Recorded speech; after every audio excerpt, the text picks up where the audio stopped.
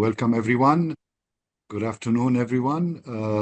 It's a real pleasure to welcome you on behalf of the Economic Research Forum to this webinar series on navigating change in Jordan, policy insights on employment, inclusion, and resilience from the Jordan Labor Market Panel Survey 2025. Let me begin by thanking all of you for joining us. Colleagues from government, Your Excellency Dr. Haidar, welcome, thank you so much.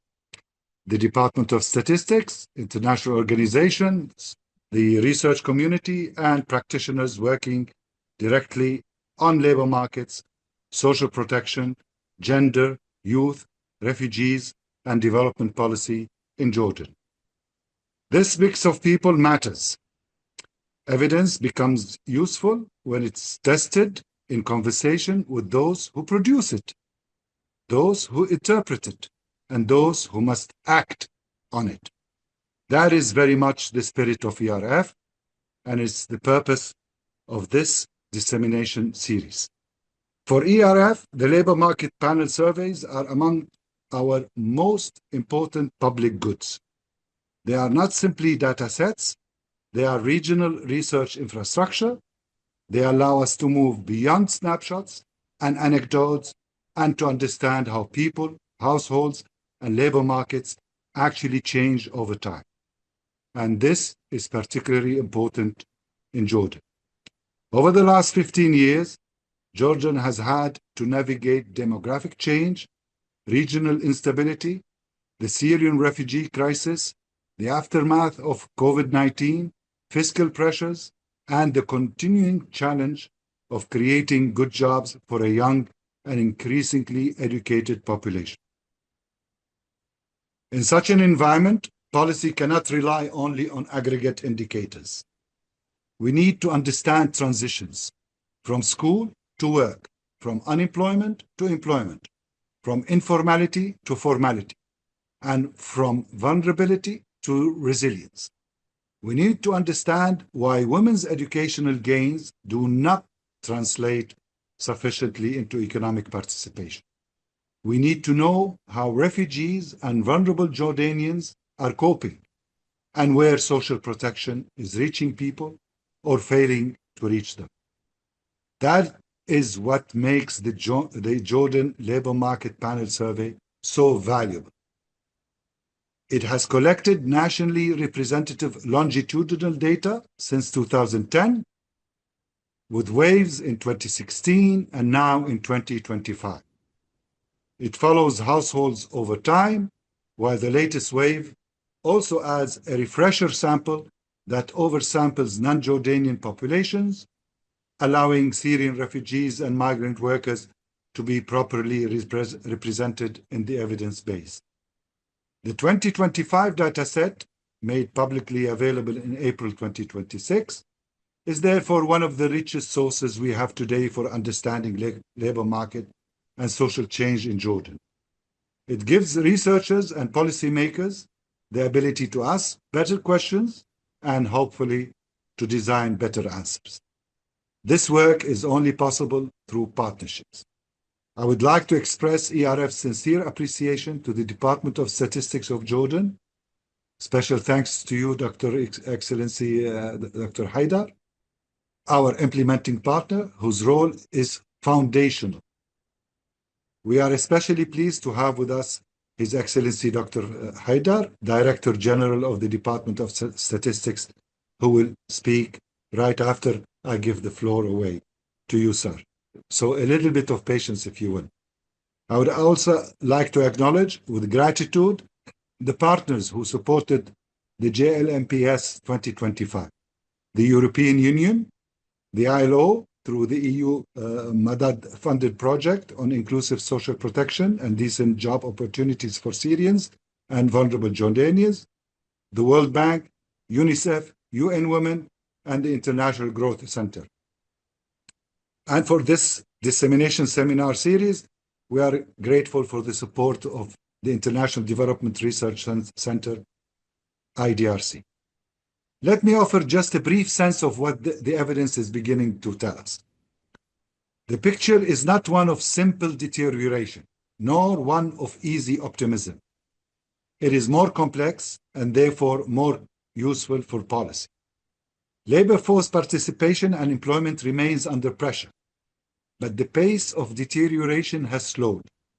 Education continues to improve, particularly amongst women, yet real gaps remain in converting human capital into decent and productive employment. We also see signs of movement towards more knowledge-intensive sectors, including ICT, emerging green activities, but at the same time, vulnerability remains real for many households, especially for refugees, women, young people, and those exposed to repeated shocks. This is why the structure of the next 2 days is important. Today, we focus on labor market dynamics, youth transitions, entrepreneurship, and emerging sectors, including ICT and green jobs. Tomorrow, the discussion turns to gender, time use, women's economic participation, household resilience, social protection, shocks, coping mechanism, and refugee well-being. Taken together, these sessions ask a larger question. What does the evidence tell us about the kind of labor market Jordan is becoming? And what kind of policy architecture is needed that to make labor market more inclusive, more resilient, and more capable of generating opportunity? For ERF, the objective is not simply to disseminate papers. It is to help translate rigorous analysis and evidence into policy dialogue. So let me close by thanking the researchers, commentators, moderators, partners, and participants who will contribute over the next 2 days. And I hope that this series becomes not only a presentation of findings, but the beginning of a sharper conversation about what Jordan's labor market evidence now tell us and what should come next. With that, it is my pleasure to hand over to His Excellency, Dr. Haidar, Director General of the Department of Statistics. Thank you, Dr. Haidar. You have the floor, sir. And sorry for my lengthy introduction. No problem. Assalamu alaikum wa rahmatullahi wa barakatuh. I hope that you can hear me all now. Now, it is my pleasure, Dr. Raed, and the great team and great friends who have been involved in this project. It's my pleasure to welcome you all to the seminar dedicated to discussing the results of the Jordan Labor Market Panel Survey 2025, implemented by DOS in the partnership with ERF and others. The collaborative effort aimed to provide high-quality data and indicators that support evidence-based policymaking and informed decision-making. This event comes at a time of rapid economic and social transformations in Jordan and the region, bringing both challenges and opportunities that require accurate and up-to-date information to better understand the realities of the labor market and its future trends and complexities. Ladies and gentlemen, the Labor Market Panel Survey is one of the most important statistical studies conducted by the Department of Statistics. It provides an in-depth information on the conditions of individuals and households and their relationship with the labor market by tracking changes in their economic and social circumstances over time. The survey's significance lies in its ability to offer a more comprehensive picture than traditional labor market indicators, thereby enhancing our understanding of the structural changes taking place within the Jordanian labor market. In 2025, survey results highlighted several important findings. While some challenges remain, particularly with regard to labor force participation and employment opportunities, the results also reveal encouraging developments, including the expansion of formal employment, increased coverage by social protection systems, and the emergence of promising economic sector capabilities of generating additional job opportunities, especially for young people. The findings also underscore the important role of small and medium-sized enterprises in job creation and emphasize the need for continued investment in digital and technical skills to keep pace with the evolving labor market and strengthen the competitiveness of Jordanian young people in their opportunities offered by the digital economy locally and regionally. At DOS, we firmly believe that accurate and reliable data are the foundation of effective policymaking. Therefore, we remain committed to continuously enhancing our statistical program and expanding specialized studies that meet the need of policymaking researchers and development partners. We also believe that the findings presented today and during this event provide an important opportunity for dialogue and the exchange of ideas among government institutions and private sector, academic institutions, and research organizations, contributing to the development of more effective policies and programs that respond to needs of the labor market. In closing, I would like to express my sincere appreciation to ERF and all partners and supporters of this survey. I also extend my gratitude to the teams at the Department of Statistics whose dedication and hard work made this important project possible. I wish this seminar success, and I hope that it will generate valuable recommendations and insights that contribute to Jordan's economic and social development, as well as for the Arab world. And if I may, just aside from the written speech, to say a couple of words on that. For me, as head of Jordan Department of Statistics, this enterprise, which is the labor market survey, for me, it is like second in importance after conducting censuses. We rely on standardized surveys. This kind of survey, in my judgment, relies something between a census and a survey, simply because it is moving. It goes from one period to another. It traces changes and developments.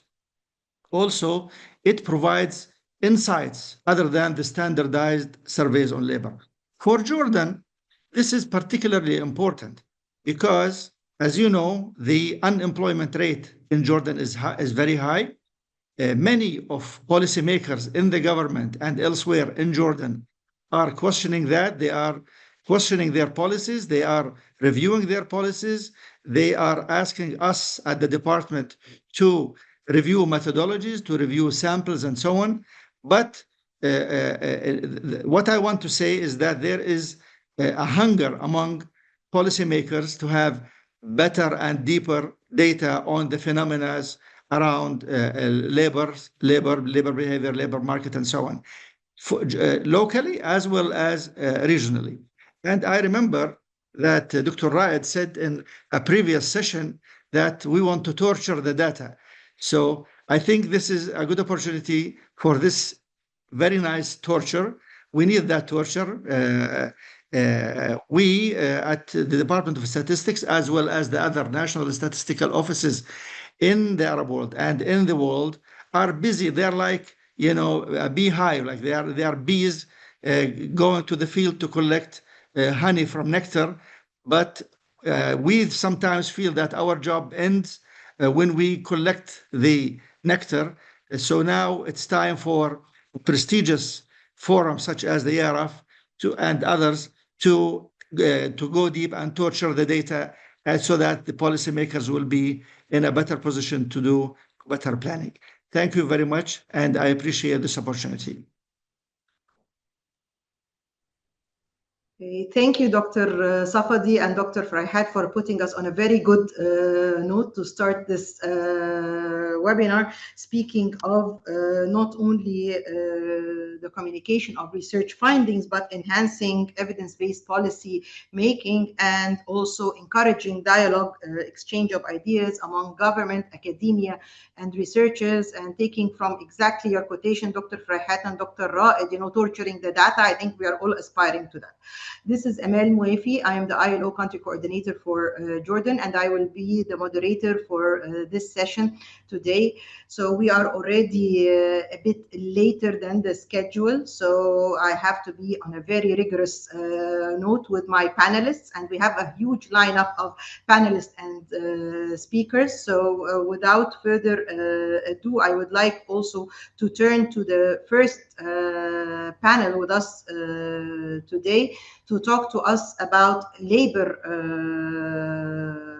supply. So we are going to be discussing the evolution of labor supply in Jordan through 2025. The session examines how labor force participation and employment patterns have evolved over time, reflecting broader structural changes in the economy. We have three speakers: Professor Caroline Kraft from the University of Minnesota, Professor Raghi Asad from University of Minnesota also, and Noof Abu Shahab is with us today from Trinity College. So the floor is over to you, and you have 10 minutes for your presentation with this three panelists. Good luck to keeping the time. So I feel like I have to apologize for running over time. Sorry, guys. No problem.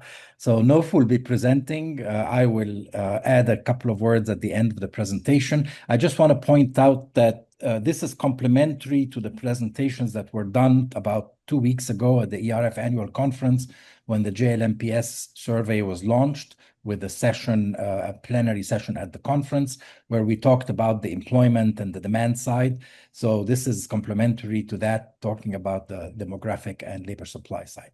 Go ahead, Noof.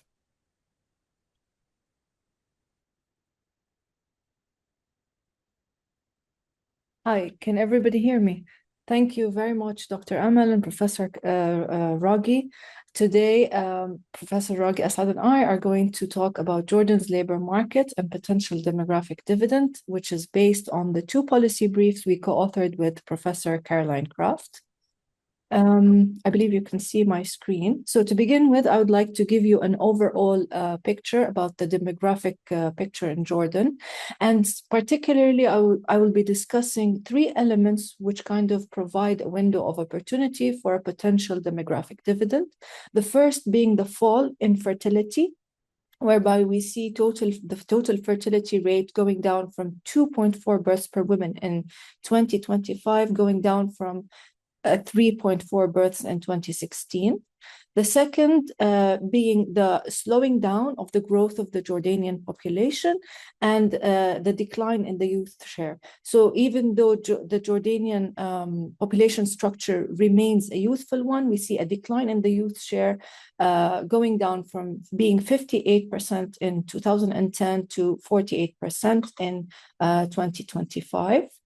And finally, the third element contributing to a potential demographic dividend is the rising educational attainment in Jordan. So, for example, amongst the recent cohorts, younger cohorts, we see that about 30% or more have a university education. Now, given the lower fertility, the decline in the youth share, the slower population growth, fewer entrants means that there will be less pressure on the labor market in the coming decades. And if demand rises to meet the lower pressures from the supply side, then we could potentially see a dividend. And this is what we're going to be emphasizing throughout the presentation. So I'd just like to elaborate on the slowing growth of the Jordanian population, specifically the growth of the working age population. As you can see in the diagram, we see a dip in the population, the working age population in 2025, reaching about 0% per annum growth rate. And this has fallen from about at the highest the highest growth rate of about 10% in 2014, which was at the peak of the Syrian refugee influx. And even though the projections, according to the UN population projection, is that the growth of the working age population will increase by 2027, but then we do expect it to kind of fall back down and stabilize by the 2030s. I would also like to elaborate on one important finding in terms of having a more educated population, specifically with reference to gender, is the fact that amongst younger cohorts, we see a reversal of the gender gap in the sense that amongst younger cohorts, women have approximately or about 2 more years of education than men. However, this improvement or this reversal in the education in the gender difference in education has not translated into the labor market performance, because we still see women with lower labor force participation, lower employment, and higher unemployment compared to their men counterparts. Now, to move on to the labor market scene, the overview, the general overview is that Jordan's major labor market indicators are still worsening, but this is happening at a slower rate. So we're looking at, for example, labor force participation. We see that to be still quite low at 38%, which is the 11th lowest globally. However, the decline over the 2016 to 2025 period was a 1 percentage point decline relative to a higher decline over the 2010 to 2016 period, which was 5 percentage points. Similarly, we see a low employment rate of about 30%, and this has gone down from 39% in 2010, but the decline is slower at a negative 3 percentage points compared to a previous decline of 6 percentage points over the previous period. As for unemployment rate, it is still very high, the 10th highest globally at about 21%. And specifically, we see starking and alarming unemployment rates amongst females, with the female unemployment rate in 2025 being about 37%, being the 6th highest in the world and significantly higher than that of men at about 17%. As for labor force participation, zooming in on the statistics here, we still see low labor force participation, and we still see a decline. But as I said, the decline is becoming slower. So for men's participation, the decline was only 2 percentage points over the 2016 to 25 period, relative to 9 percentage points. Women's labor force participation actually reversed its decline, increasing in 2025 relative to 2016 after it had fell in 2016 compared to 2010. However, we do see a decline in participation rates for educated women. So for women with a university education, participation fell from 63% in 2010 to 39% in 2025. And also another important finding with regards to labor force participation is that we see a difference of 1 percentage point, 1 percentage points between the standard definition of the labor force participation and the broad definition, which points towards growing worker discouragement. So people are becoming more discouraged to look and apply for jobs.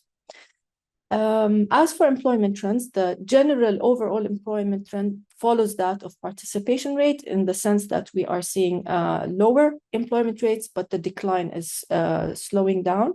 So the employment rate fell from 39% to 33% over the 2010-2016 period, but only fell by 3 percentage points from 2016 to 2025.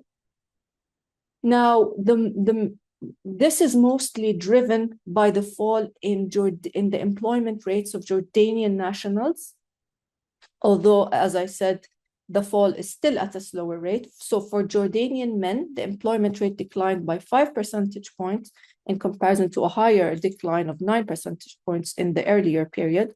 And for Jordanian women's employment rate, the decline was 1 percentage point relative to 3 percentage points. As for non-Jordanian nationals, employment, we actually saw rising employment rates. So, for example, amongst Syrians, employment rates actually rose to 27% from very low rates of 18% in 2016 upon refugee arrival. And then we wanted to look closer at the relationship between women's employment and their stage in life's in the life cycle, and as shown in the diagram, you could see that the highest rates of employments are for single women in 2025, so that's about 20%. But then you can see like a range of employment rates for married women by the number of children, and there's no clear gradation by the number of young children. So it seems that women exit employment at or in anticipation of marriage, as shown in previous literature, and not because of childbirthing. So it just shows that marriage seems to be the key barrier rather than childbearing. As for unemployment, we see unemployment to be rising and spreading over to the older generation. So generally, unemployment is known to be a youth issue, a youth problem in Jordan. So for women aged 20 to 24 years old, the unemployment rate was 69% in 2025, and this is a spike from 46% in 2010. And for men, the percentage was 36%, a spike from 18% in 2010. However, what we also see in 2025 is rising and spreading unemployment even amongst those over 50 years old, which are normally out of the labor force. Noof, I'm raising my hand to flag the time. I know you have a wealth of information to share, but we need to go ahead with the agenda. Perfect. And the last point I wanted to point in terms of unemployment is that by 2025, less educated individuals have actually had higher unemployment than their more educated peers. I'm going to pass on the mic to Professor Raghi to talk about the next steps and the policy recommendations. Okay, I will try to be very quick. Thank you, Noof. So we have argued that the conditions for a demographic dividend exist in Jordan. The question is Jordan able to capture this dividend by increasing the labor demand to match what's happening on the labor supply side?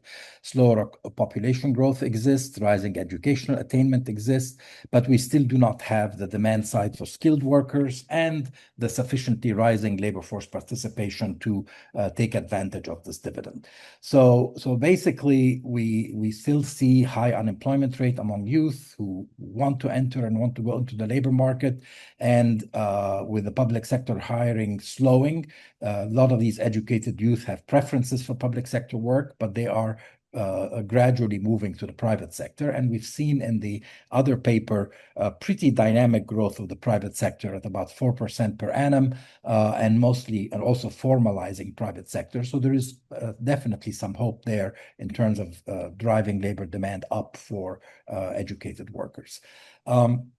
Now, if I look at kind of the policy levers that are available, if you can go down to the, clearly the demand side is going to have to take primacy. How do we invigorate the economy to create better jobs and more appropriate jobs, especially through private sector growth? And that has to do with investment policies and competition policies and a variety of different policies to invigorate the private sector.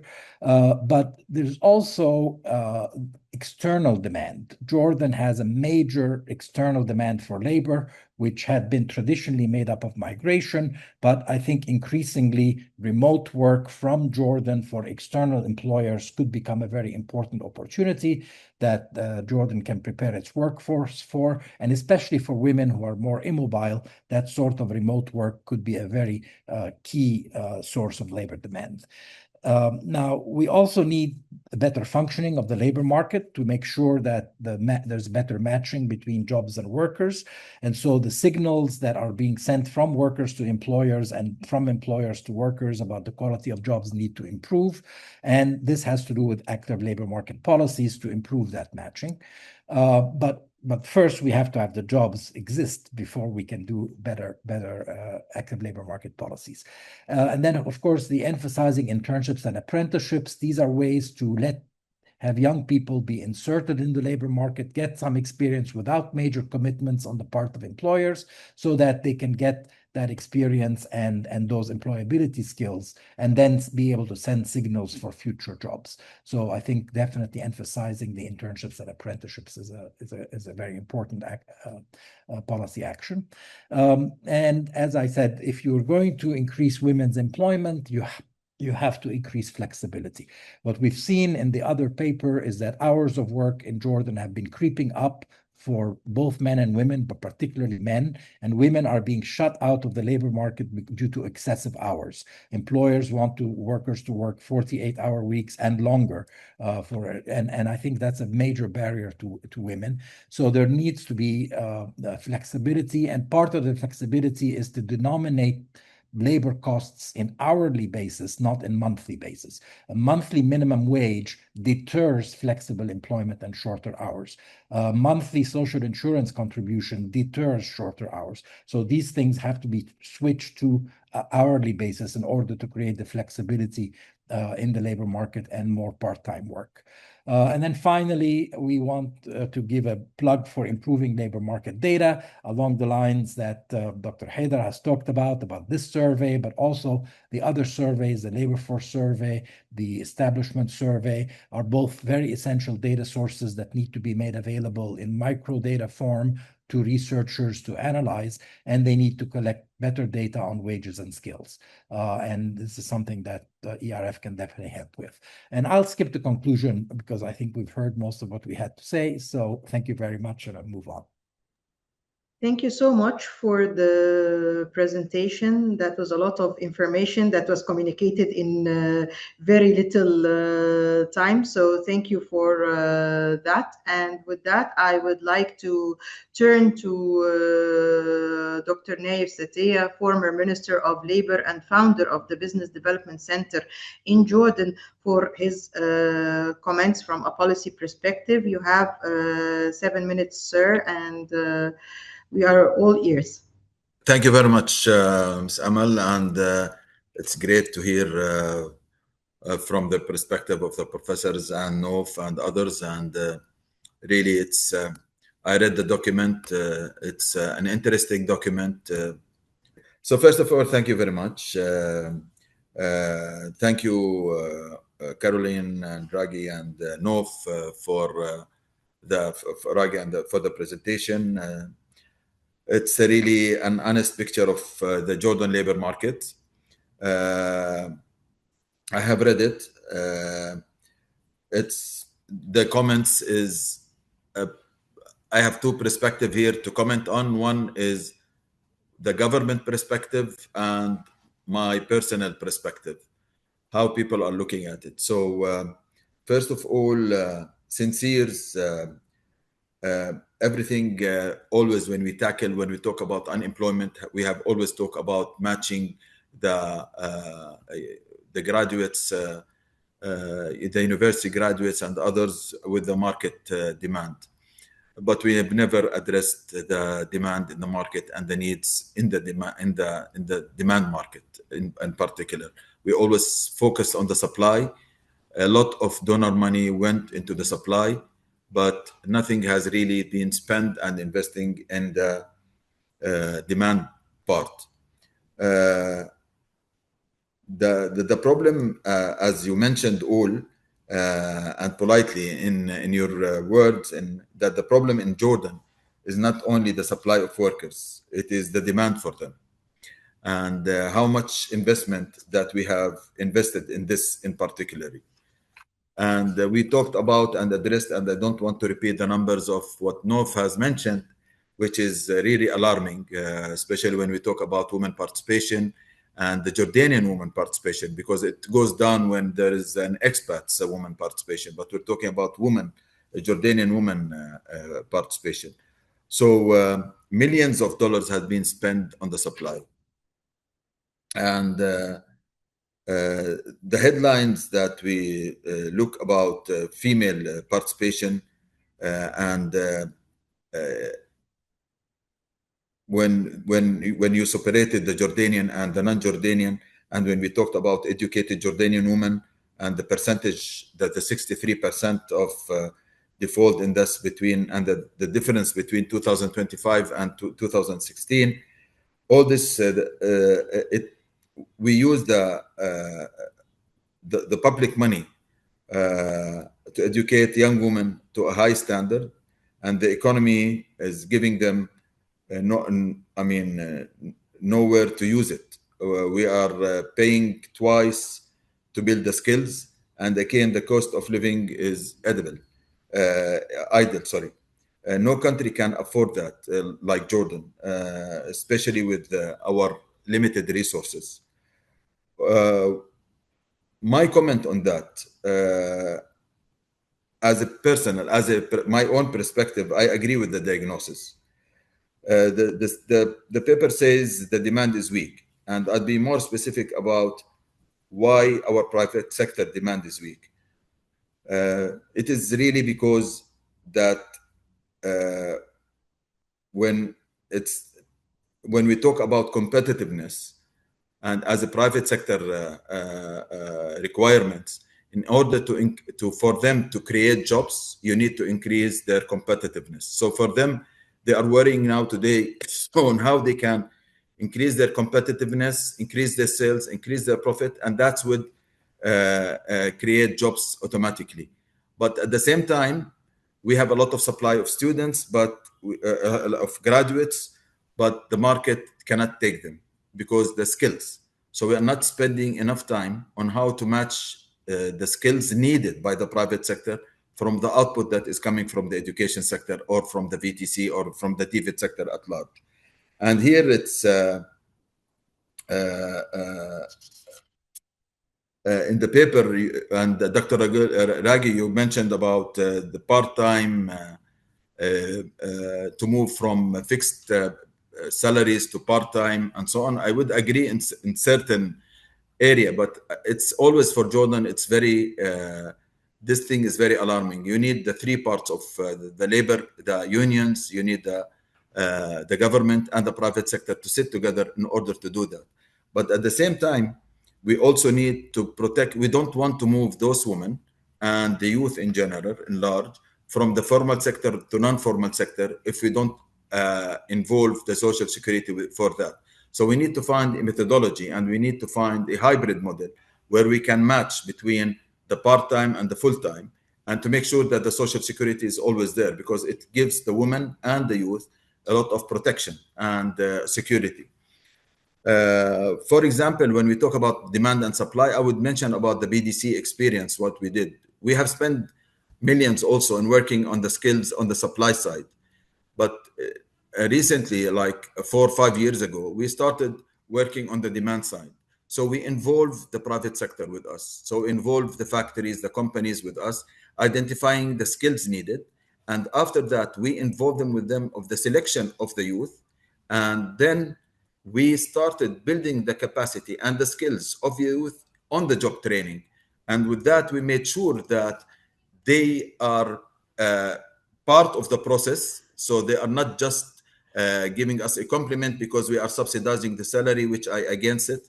So we are subsidizing the job, not the salary. So we are subsidizing the skills, not the salary.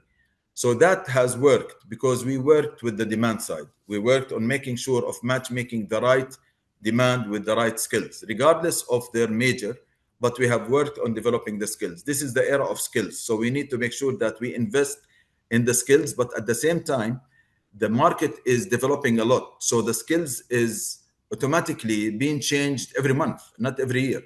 So we need to make sure that we are demand-driven based when we talked about jobs. Then I would move to the childcare. You talked about the childcare. When we talk about women at work, we talked about the childcare. It's when I was at the ministry, everybody were working and with ILO and working on how to make sure that we implement the Jordanian law of having childcare with companies that they have over 20 employees or 25 employees and others and so on. But again, the flexibility, the problem for women was not only having the childcare, it's the the childcare accessibility, which has to be with longer hours, not just from 8 to 3. So what we need is to make sure that we have a longer hour childcare that can provide this thing for the working woman. Again, we talked about shifting on the skills. So we're talking about highly employed women. And here I would really point 3 things. First, my comment is to stop funding supply in isolation, to make sure that every Jordan dinner, every dollar that we are spending on training has to go with an employer name on it, to make sure that this job is being going to that company. So we make sure that we are working based on the demand side. The second is the architect of work itself, which Dr. Ragi has mentioned, which is the part-time, the remote, and the jobs, and the remote jobs as well.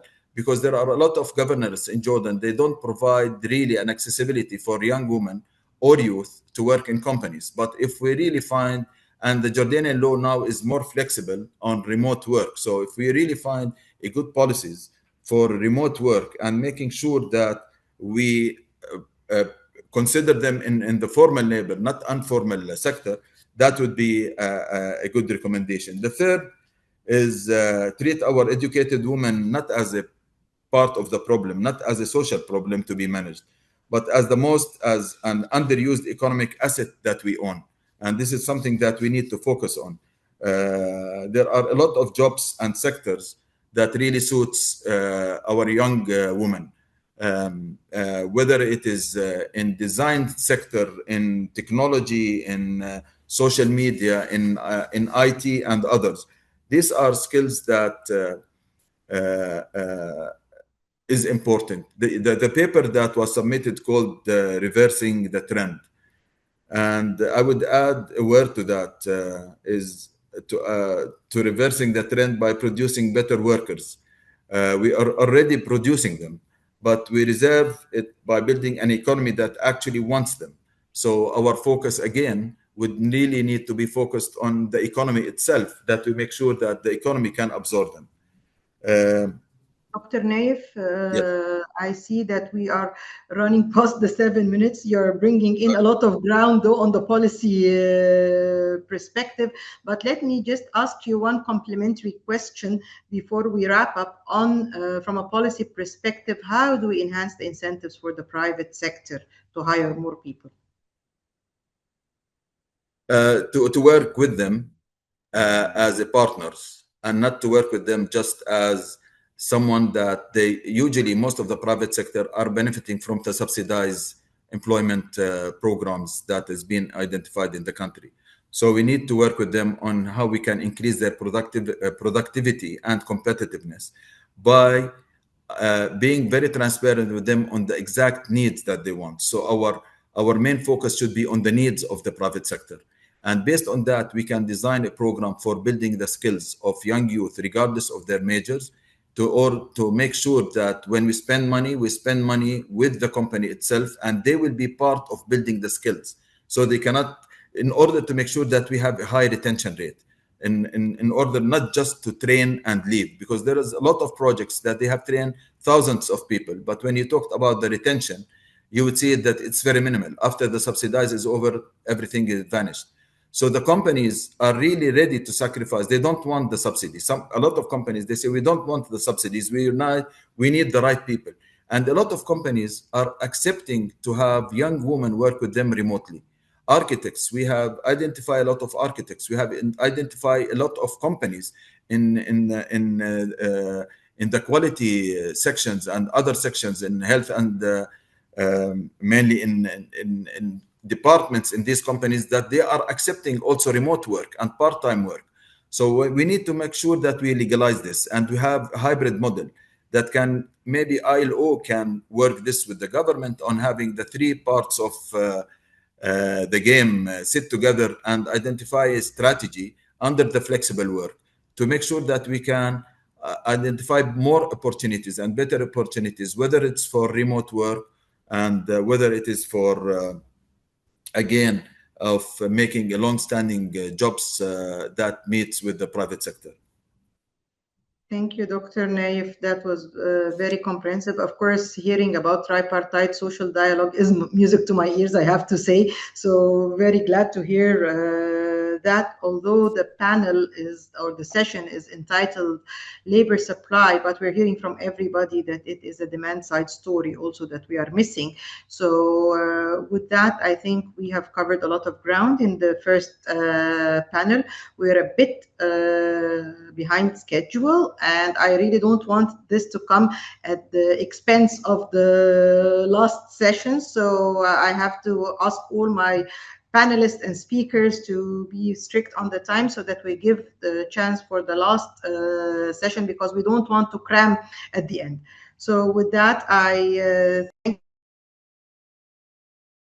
the panelists and the commentator for the first session, and we move to the next session. Session is on school to work transition, and building on the labor supply trends that we have just heard.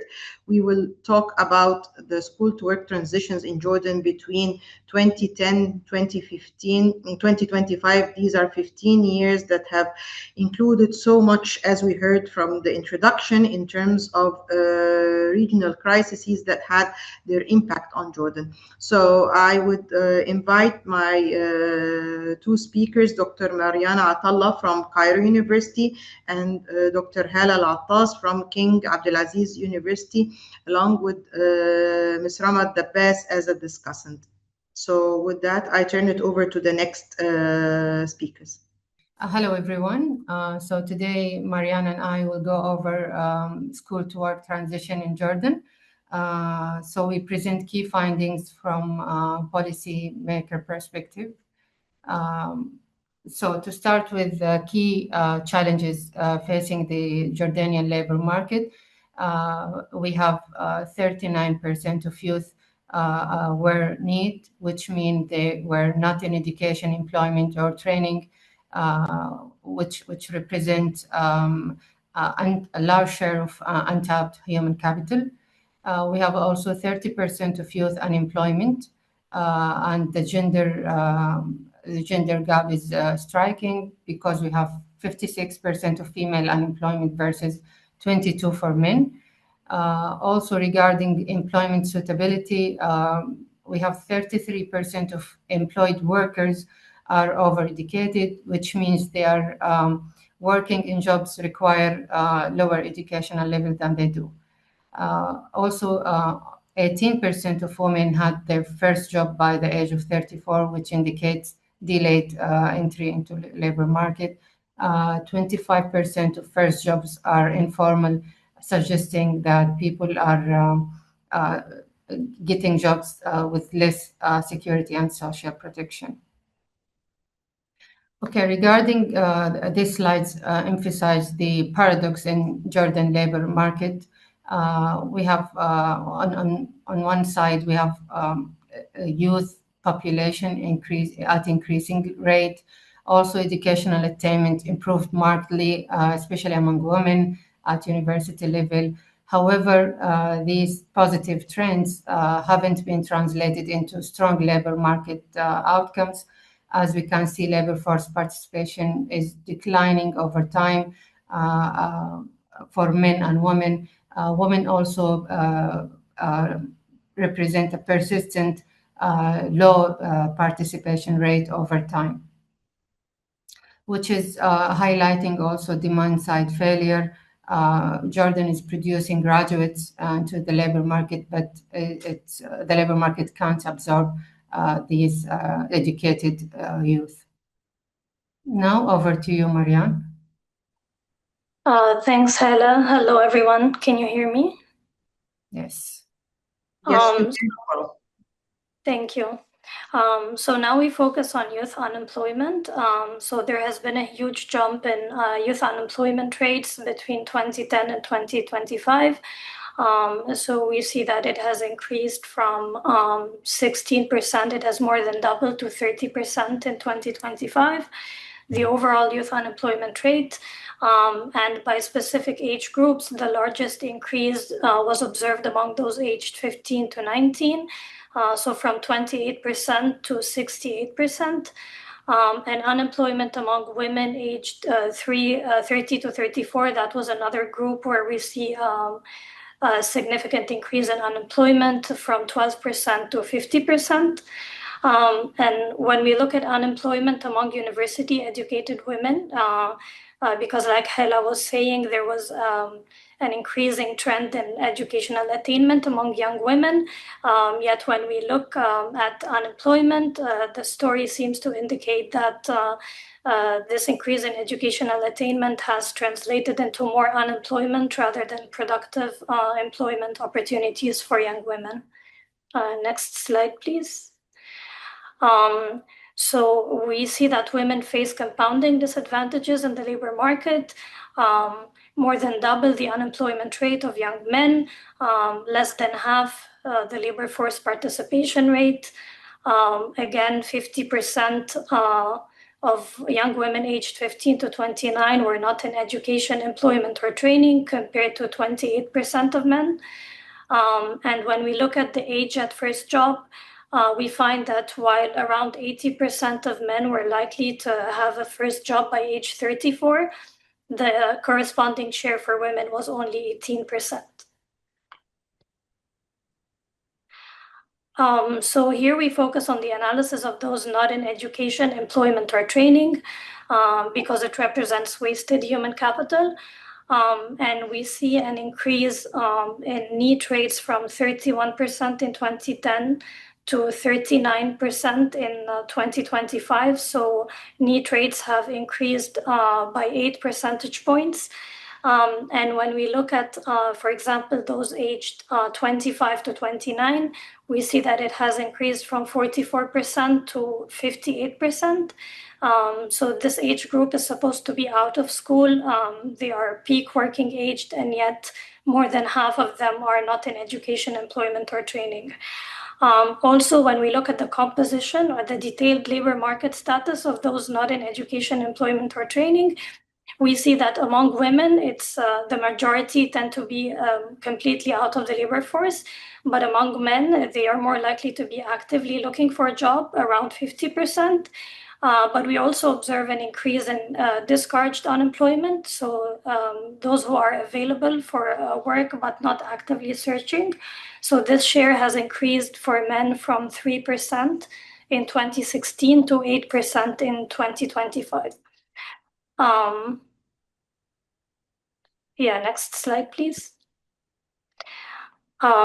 We also look at the time it takes. So for survival analysis, the time it takes to find the first job from the date of finishing school until finding a first job.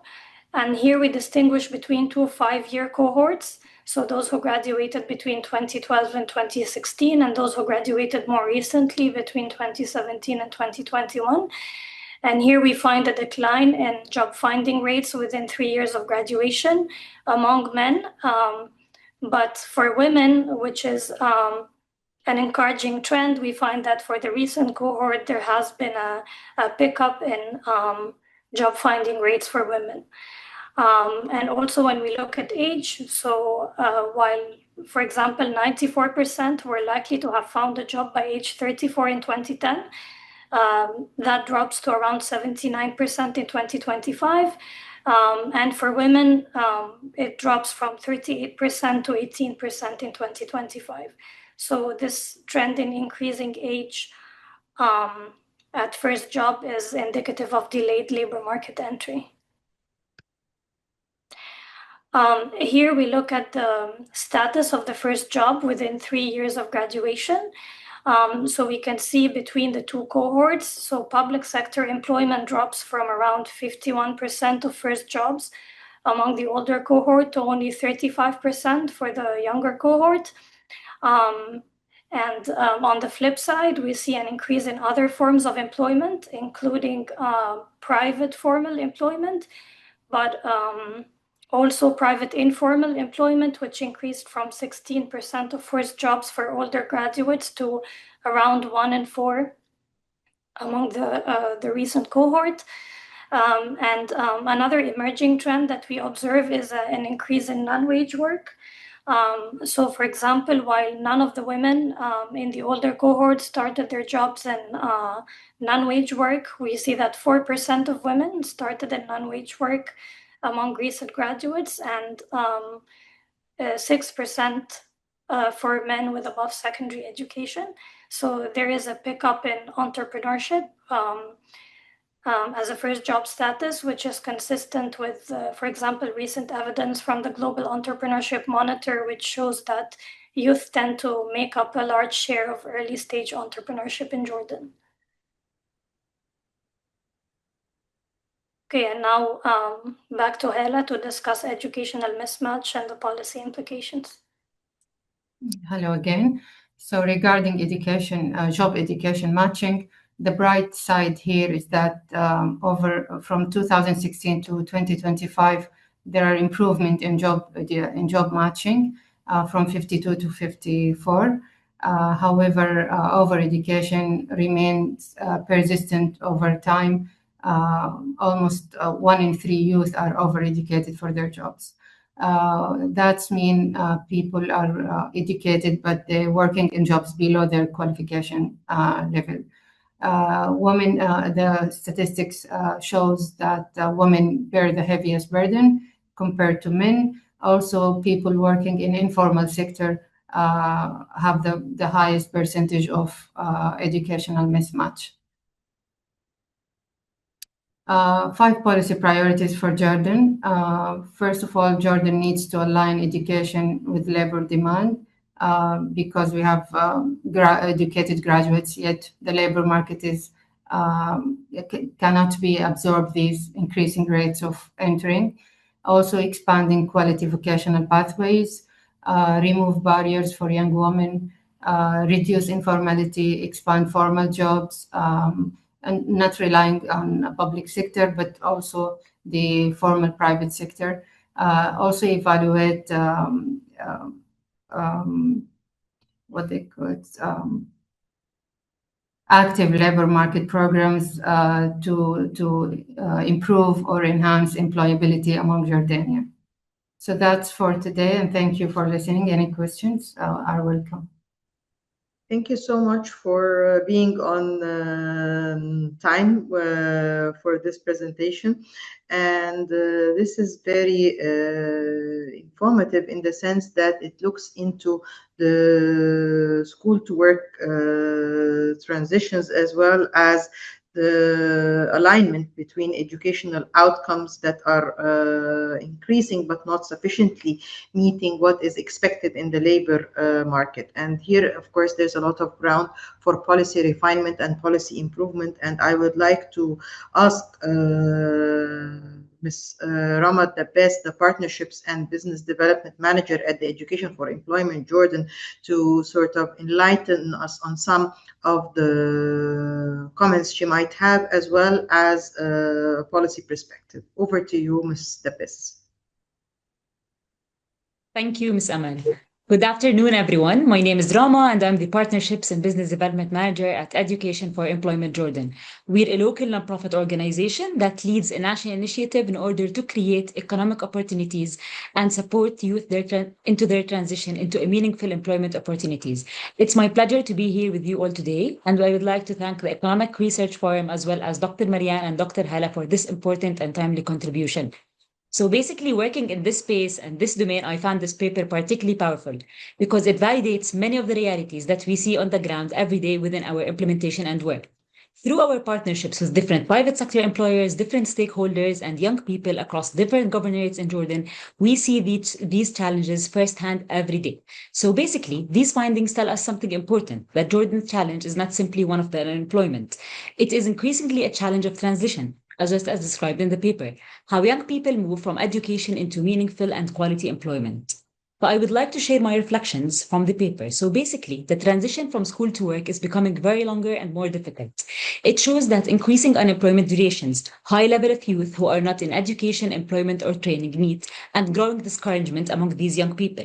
This matters because the longer they remain outside or disconnected from the labor market, the harder it becomes to enter quality employment later.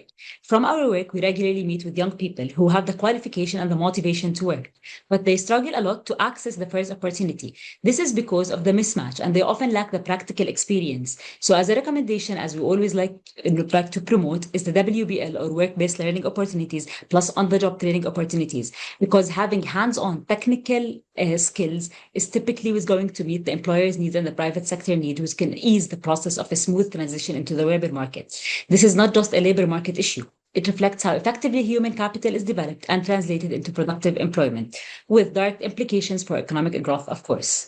So basically, education alone is not translating into employment opportunities. One of the findings in the paper that resonated with me the most is the persistence of educational mismatch. For many years, the policy discussions have rightly focused on increasing educational attainment. However, the evidence reminds us that degrees alone do not automatically translate into labor market success. We need actual, practical, hands-on experience that aligns with the labor market needs. So we always hear that employers say we do not necessarily struggle to find graduates. We always struggle to find graduates who are ready to work, who have the skills, the work readiness skills, plus the communication skills, etc. And the practical experience is very important. This should encourage us to move beyond conversations about educational attainment and focus more deliberately on labor market relevance. Finally, the private sector has become the primary pathway into employment. The decline in private sector, as shown, is one of the most important things or findings in this paper. For many years, the private sector represented the preferred route into employment for many young Jordanians. But honestly, this reality has changed. The private sector is no longer simply one employer among many. It has become the primary gateway through which school-to-work transitions will happen. And this means employers need to become the more genuine partners in the solution.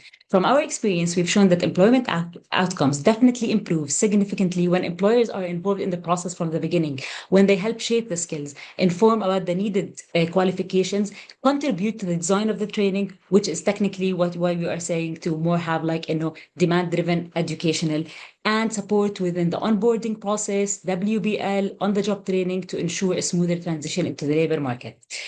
Last but not least, the findings regarding the young women deserve particular attention. This is honestly one of also the challenges that we face every day ongoing within our different programs at the organization that I work for, EFE. So basically, the paper highlights the significant barriers that women continue to face despite the educational programs. This is something that we see regularly. For young women, the constraint is not only skills. It's the interaction between the skills, mobility, workplace design, flexibilities, and social norms. Without addressing these jointly through the stakeholders, policymakers, training alone will not translate into employment outcomes, unfortunately. If we're looking into improving school to transition in Jordan, our interventions need to be intentionally designed to address those barriers to ensure that young women can fully participate in the economic opportunities. So in a nutshell, Jordan does not have an education challenge alone. It's a transition challenge. We need to move from a supply-driven system to more into a demand-driven system that is continuously improved by the labor market needs. And finally, quality matters just as much as quantity.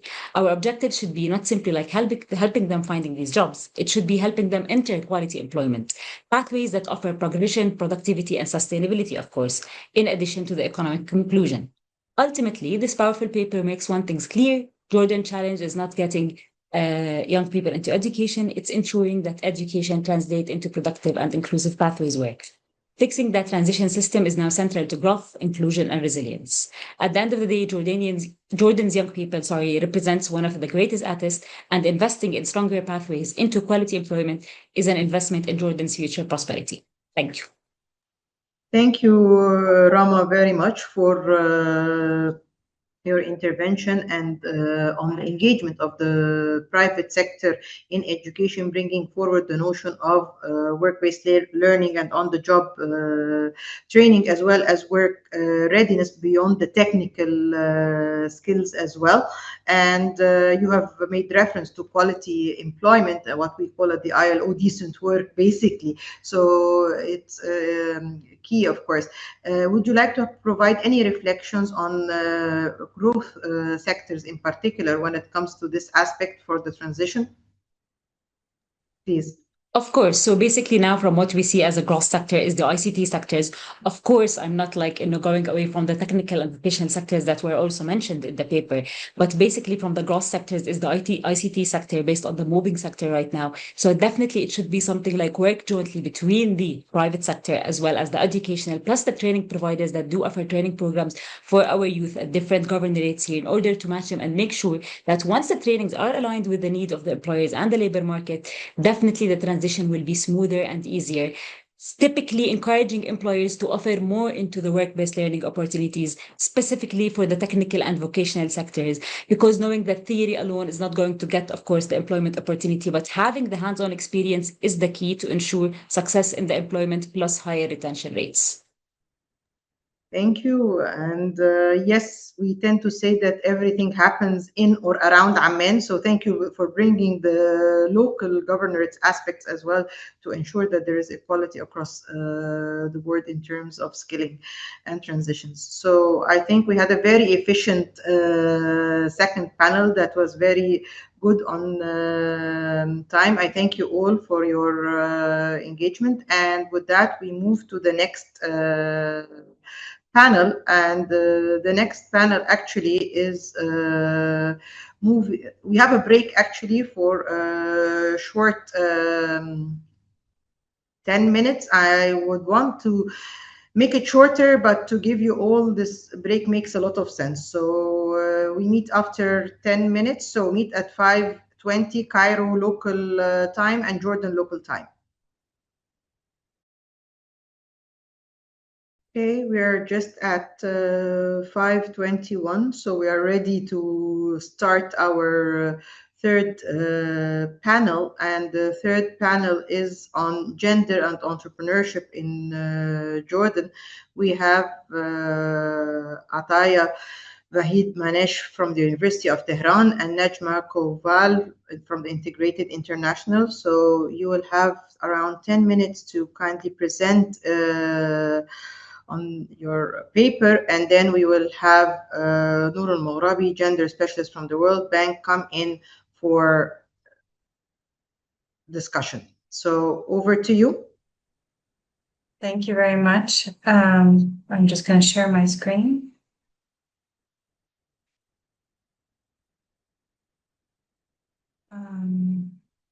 Okay, let me just go on to slideshow mode. Can you see my screen now? Yes, we see your screen, but if you don't mind to move it into full screen mode, that would be great. That works? Perfect. Great. Okay, good afternoon, everyone, and thank you for joining. I'd like to start by introducing my co-author, Ataya Vahid Manesh. She's a professor of economics joining us from Iran. I'm Najma Koval. I'm a development economist based in Jordan, where I'm also a female entrepreneur. So this presentation bears relevance to my personal experiences as well. As we've seen with the prior presentations, Jordan is experiencing constraints with respect to female participation in both the labor force and in entrepreneurship, which we'll explore further in the coming slides. And at the same time, entrepreneurship is a strategic goal of the economic modernization vision. With respect to the case for entrepreneurship and female entrepreneurship in particular, the case has been made through global literature where there's a potential GDP gain of 35%, when female entrepreneurship meets its potential. And this can be captured within spillover effects with respect to women investing in human capital at home, amplifying intergenerational gains, but also, of course, tax gains from formalization of entrepreneurship. There's no performance gap when female entrepreneurs have the same access to capital as their male counterparts. But there is a digital multiplier effect where when women are digitally engaged, their businesses tend to grow disproportionately more than males. At the same time, the IFC notes that there's a credit gap in MENA that reaches 260 billion for women-owned small and medium enterprises, and we'll dive deeper into these themes in Jordan in particular. What we found in our research is that entrepreneurship in Jordan from 2010 to 2025 has been in decline, and that's for both males and females, as shown here in this chart. Male entrepreneurship has contracted faster in absolute terms than females.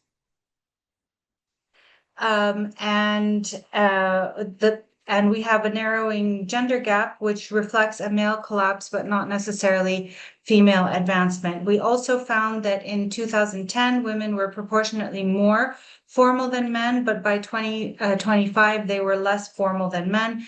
And here we have a separate database that's sharing information where 1.3% of businesses, formally registered businesses in Jordan, are fully women-owned, and up to 19% if partially women-owned. The policy implication is that gender-responsive reforms must sit within a broader revitalization agenda as the enabling environment seems to have deteriorated for all. If we look at specifically the reasons for the contraction, as we've noted before, in the previous presentations, Jordan has had one of the longest school closures globally, and the resulting care burden has shifted to gender roles where simultaneous childcare, remote schooling, and household responsibilities left insufficient time for enterprise operations. So time poverty is the key mechanism. And we also see with respect to the characteristics of where women's enterprises are landing, women are sectorally confined in low capital, home compatible, and socially accepted sectors for the most part. They appear only in 10 out of 31 self-employment categories in the JLMPS dataset. And they are relatively absent from capital-intensive, trade, and technology-oriented sectors.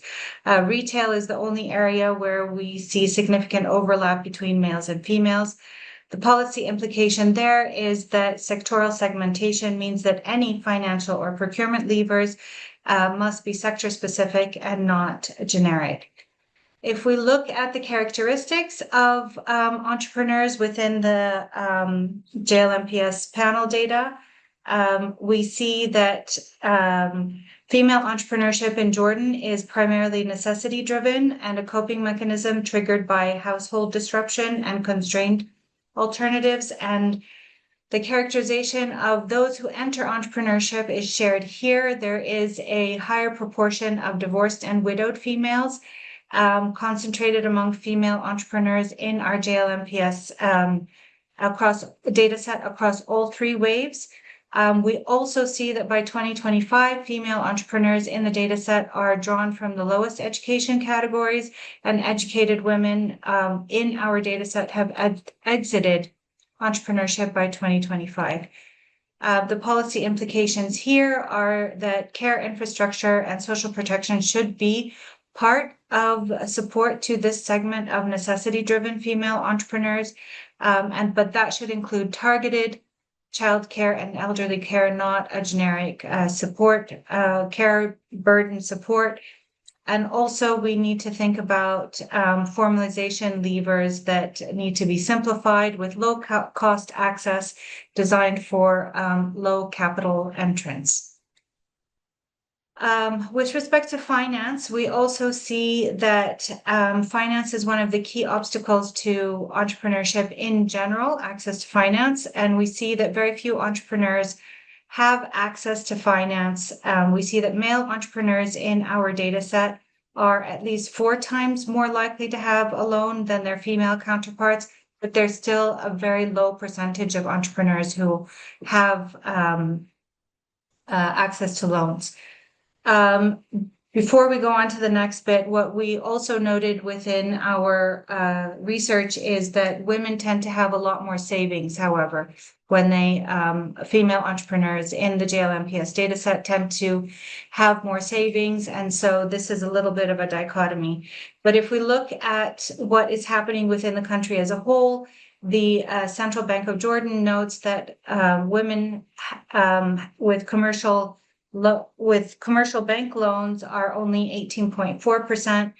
and only about 5% have collateral that is usually requested to de-risk loans. So with respect to this exclusion for females, it is largely structural due to inheritance law that restricts female inheritance and their ability to collateralize their loans, as well as a gap between microfinance and commercial loans, where commercial loans would be financing SMEs at the growth stage or entrepreneurs at the growth stage, and microfinance tends to be more consumption smoothing.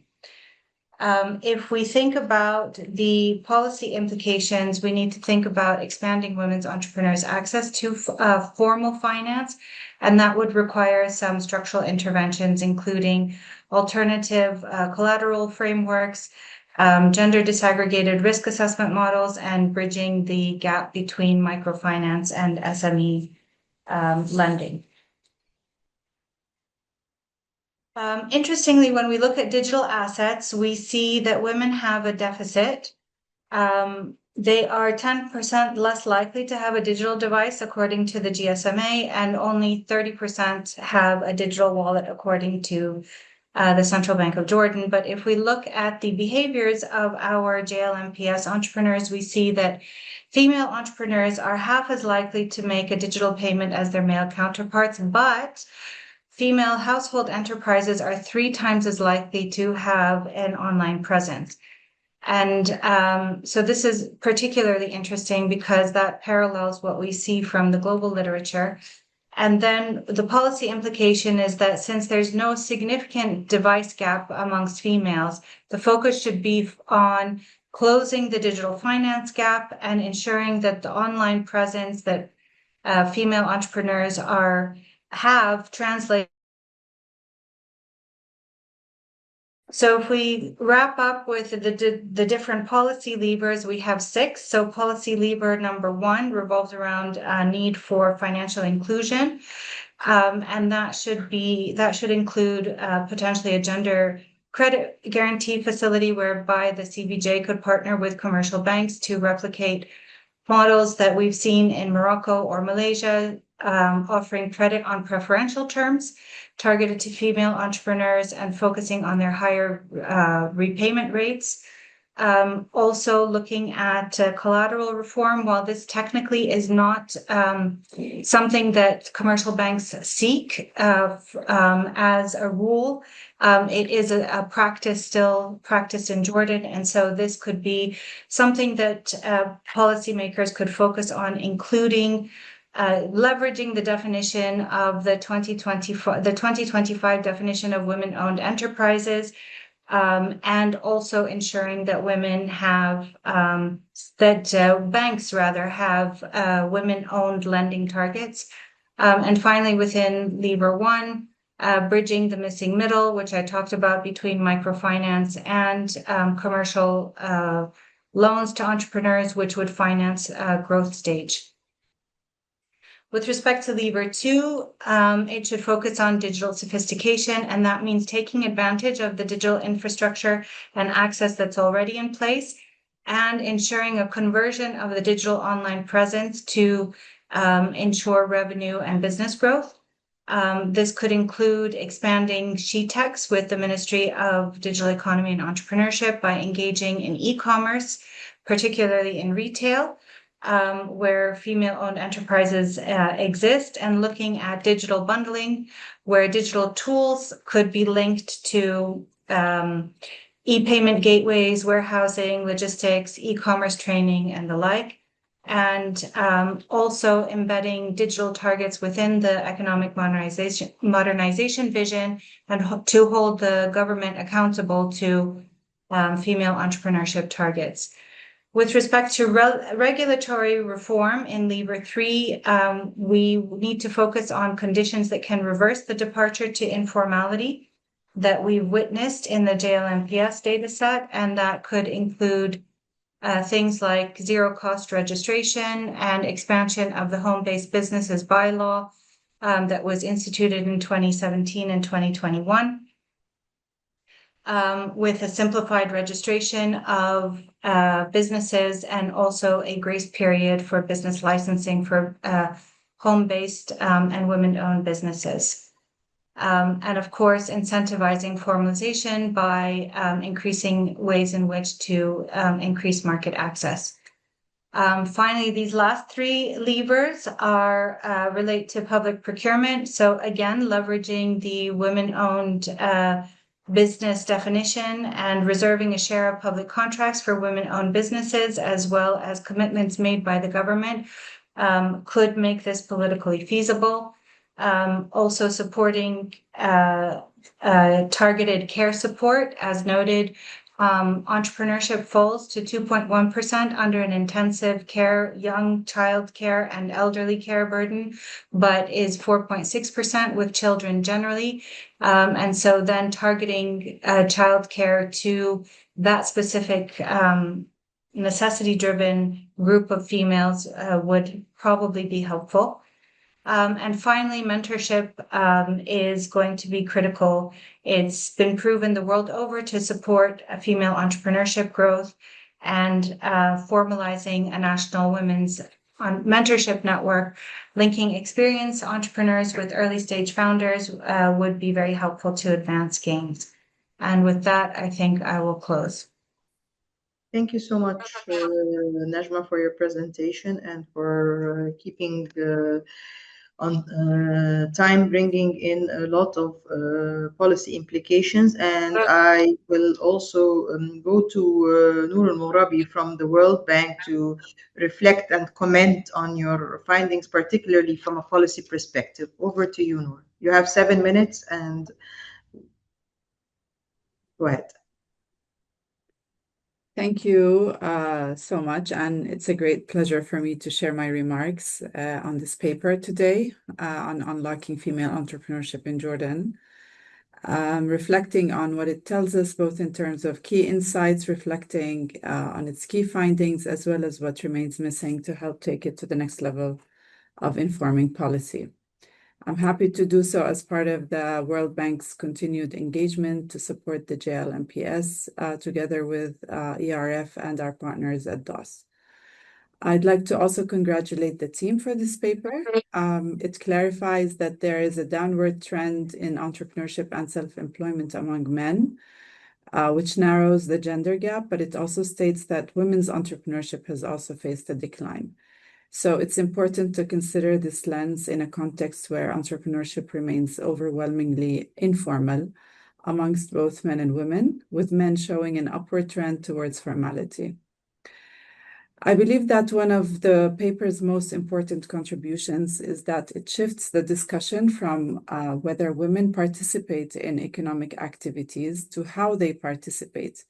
The findings show that when women are economically active, it is primarily through small-scale, informal, and necessity-driven enterprises concentrated in low capital and low productivity sectors. Therefore, the paper challenges us to move beyond participation metrics and focus on the quality, sustainability, and growth potential of women's economic engagement. A particularly insightful finding is the variation in entrepreneurship outcomes by marital status, care responsibilities, and gender norms. Married women appear more likely to engage in entrepreneurship, but often in activities that can be combined with household and caregiving responsibilities. This is an important nuance because it reminds us that entrepreneurship should not automatically be interpreted as economic empowerment. In many cases, it functions actually as a mechanism through which women reconcile income generation with domestic responsibilities and social expectations. And this is very similar to findings we have on employment. So the findings on care responsibilities are especially revealing. Women with young children or significant caregiving obligations tend to participate less in entrepreneurship or are concentrated in activities that can be managed from home and around family duties. So this suggests that care constraints do not only affect wage employment, they also shape the type, scale, and growth prospects of entrepreneurial activities. So entrepreneurship is not necessarily an escape from labor market constraints. It is often shaped by those same constraints. The finding on social norms reinforce this. Women appear concentrated in sectors and business models that are socially acceptable and compatible with prevailing expectations around caregiving, mobility, and public engagement. In that sense, the structure of women's entrepreneurship reflects both economic opportunities and social boundaries. Another particularly interesting finding, which is important, is the role of education.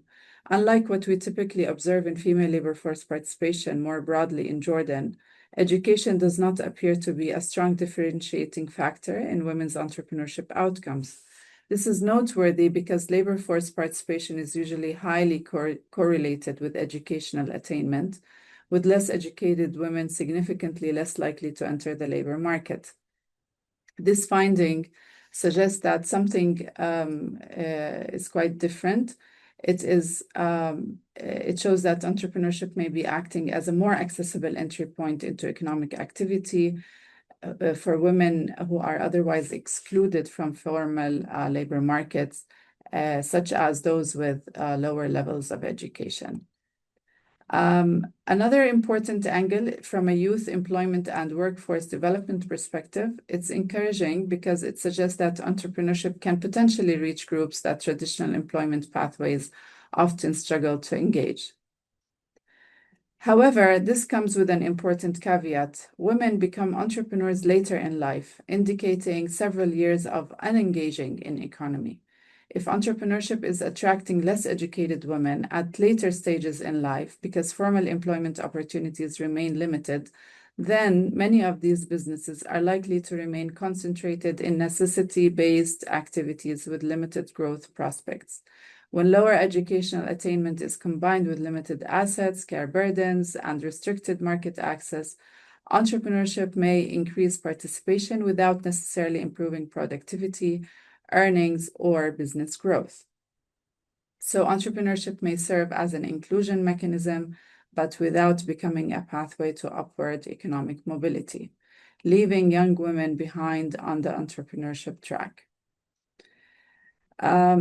Also, I'd like to highlight the findings on the savings behavior, which are particularly interesting because women entrepreneurs reportedly demonstrate higher savings rates than men, and this reflects greater risk aversion, perhaps, or even more accurately, greater exposure to uncertainty and a stronger reliance on precautionary strategy.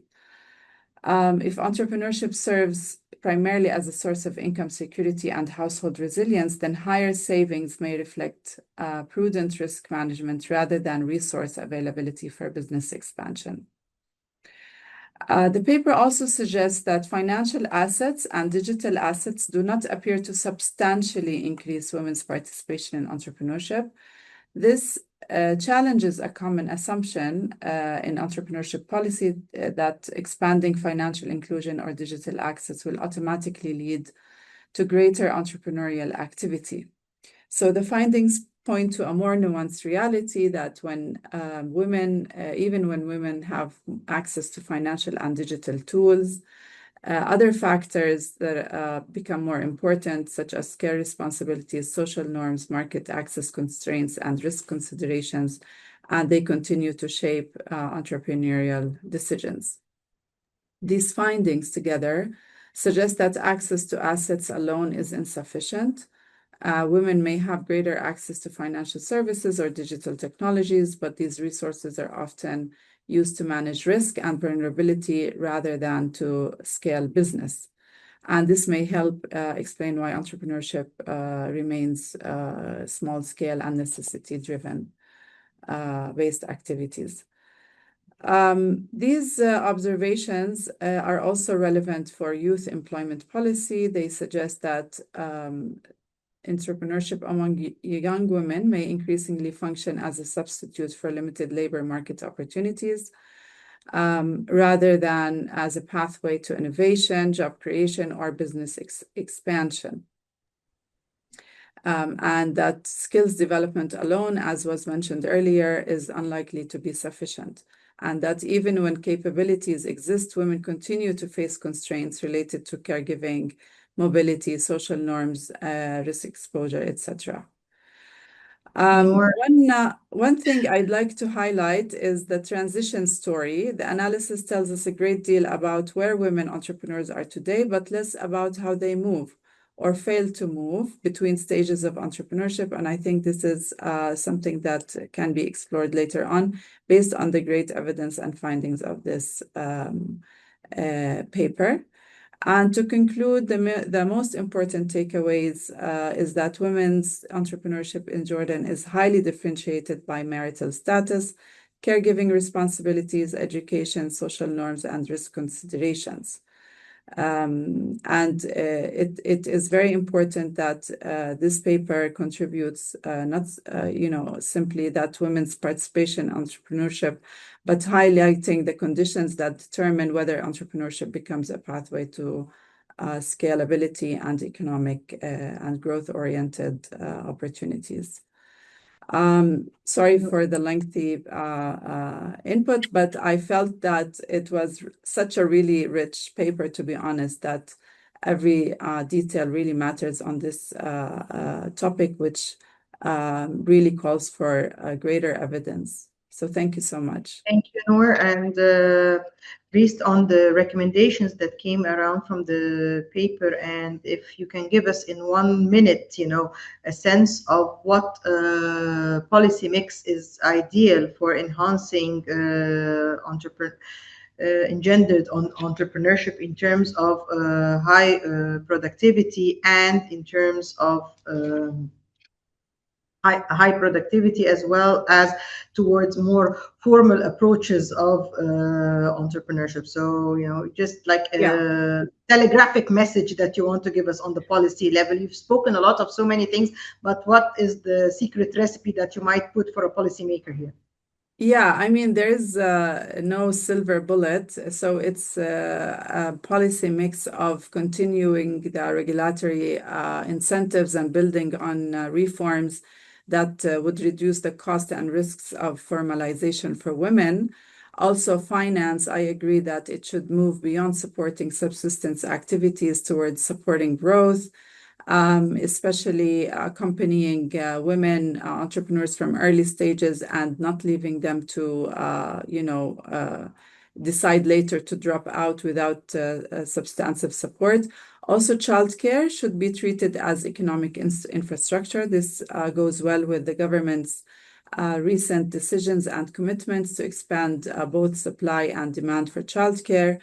What I would also like to add is that more needs to be done on market access, and it should become a central pillar of entrepreneurship support, both in local, regional, and international markets to maximize progression and growth potential for these enterprises.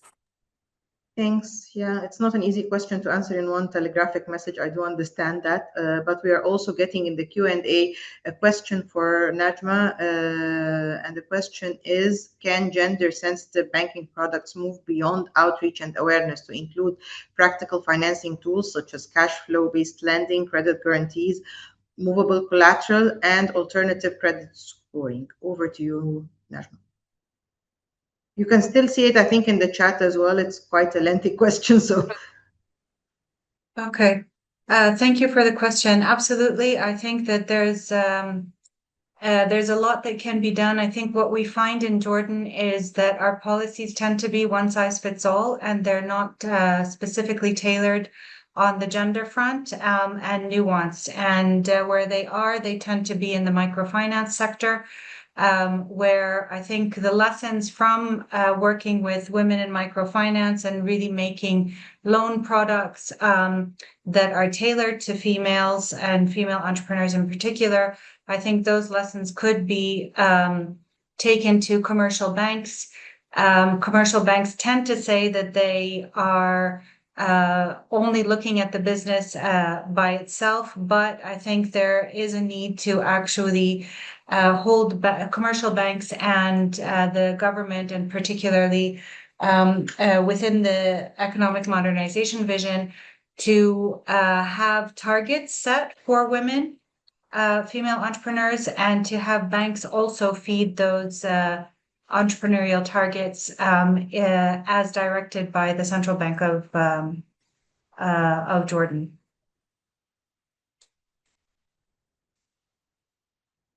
Thank you so much, Najma, for taking care of this question. And as I said, it was a loaded question, so you did well on responding to it. Let me move to our last panel and thank our third panel for this engaging discussion and presentation. And with that, I move to our last but definitely not least session today. It's on emerging sectors, particularly around employment in ICT and green jobs in Jordan. We have two speakers from the International Growth Center, Jack Duncan, as well as Salma Shaheen, and we have one commentator, Amira Karkash, Digital Skills Development Manager at Moody. So I'll first give the floor to the speakers for 10 minutes to present their paper, and then we will hear from the commentator. Over to you, Jack and Salma. Actually, this is Ragi Asad. The speakers, unfortunately, are not able to present, but I will present their paper on their behalf. So, okay, so you will take the whole lead on that, Ragi. Go ahead. Yes. All right. So let me share my screen.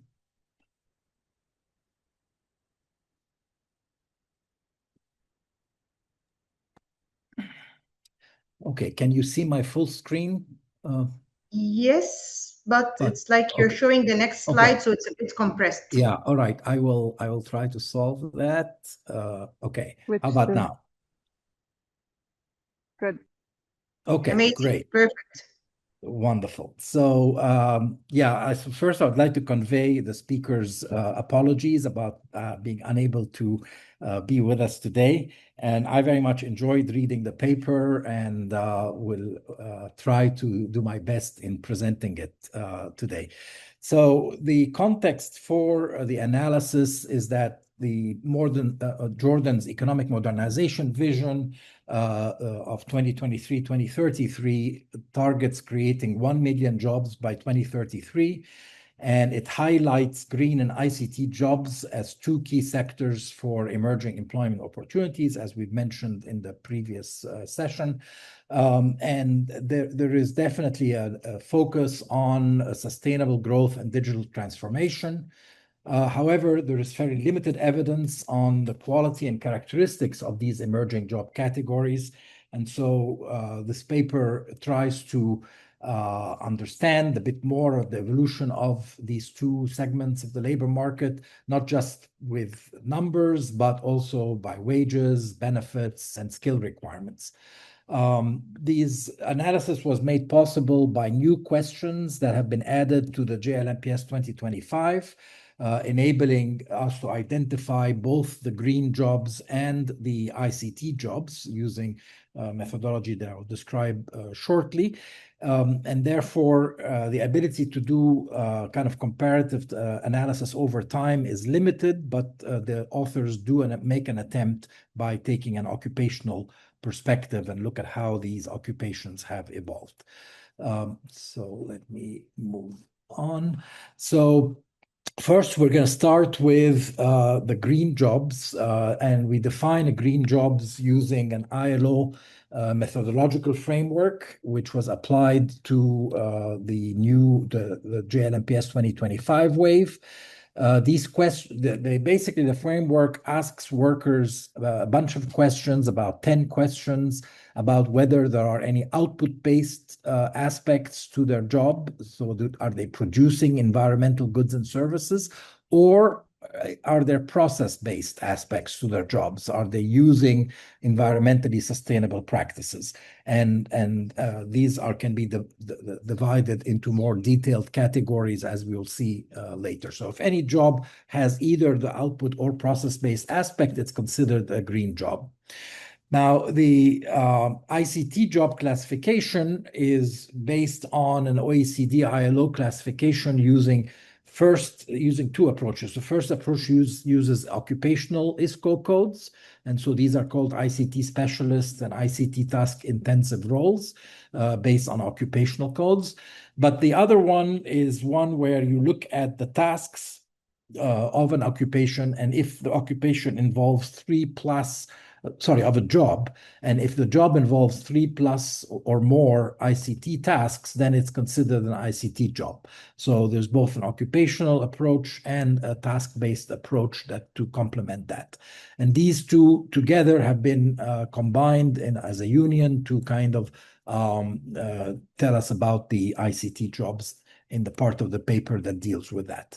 Now, as I mentioned, in the time series, because these questions were only asked in 2025, we identify occupations that are intensive in either green or ICT, and at the occupational level, and then follow how the growth of these occupations has grown over time to be able to see kind of a time trend of where these jobs have been going.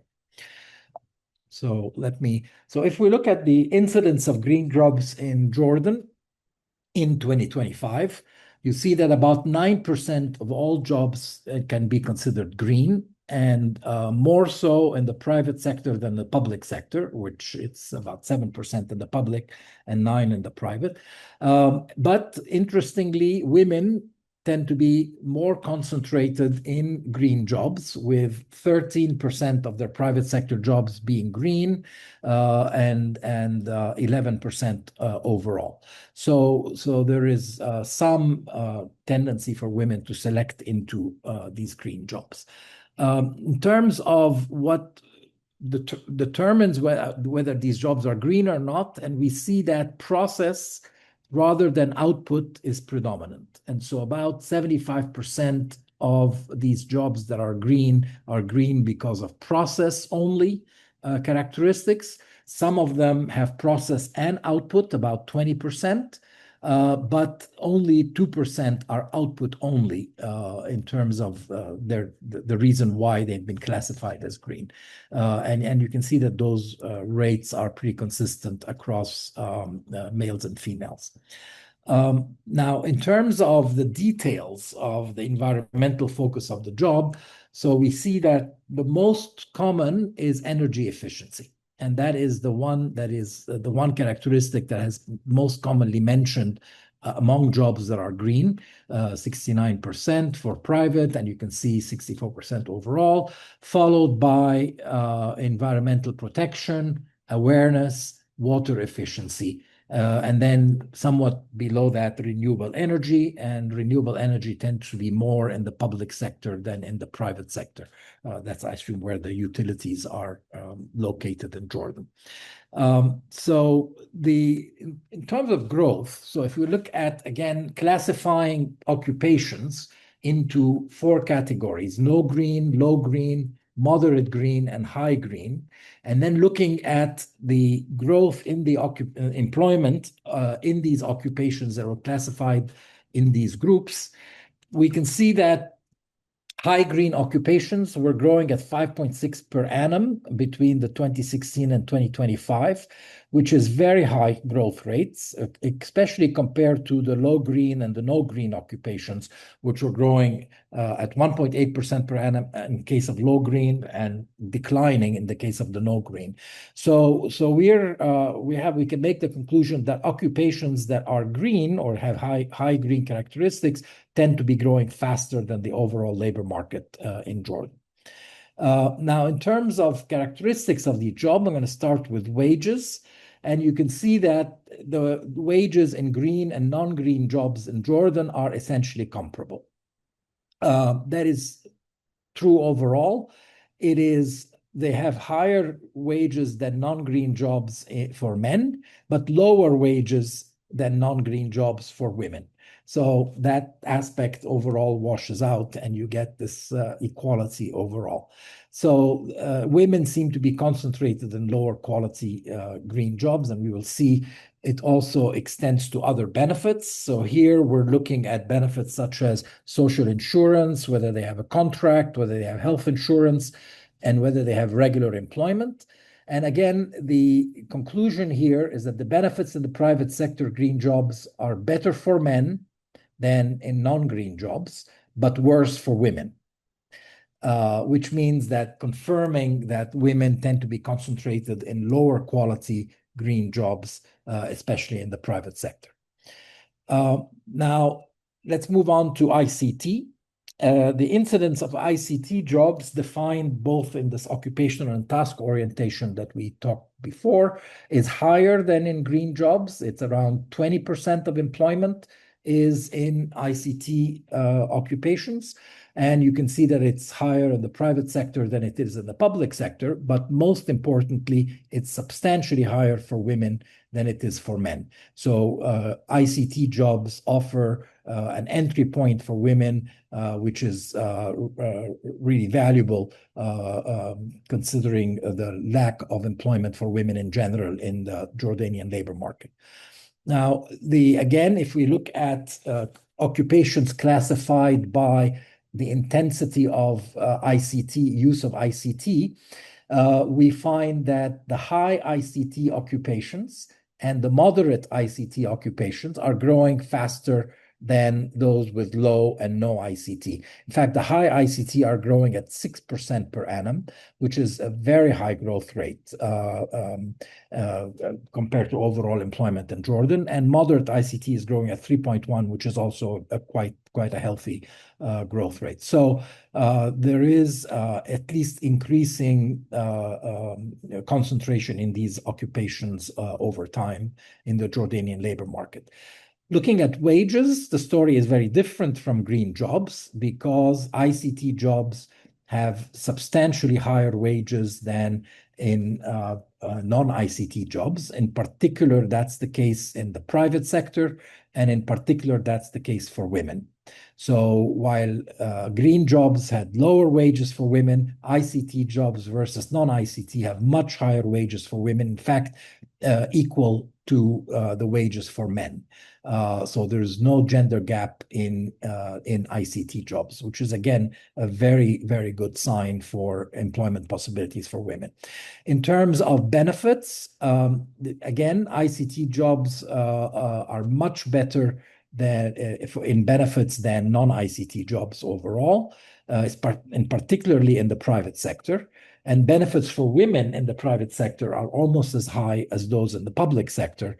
And therefore, we can say that these are decent jobs, good jobs for women, which should strongly be encouraged as a sector. So the conclusions is that ICT jobs are substantially exceed green jobs in the Jordanian economy. There is a limited overlap between the two. I didn't show that section in the presentation, but kind of only if you combine the two categories, only 10% are combined both green and ICT in the same job. There is a strong structural shift towards both as the occupations that are intensive in both are growing faster. More so in the case of ICT than in the case of green, but growing in both cases.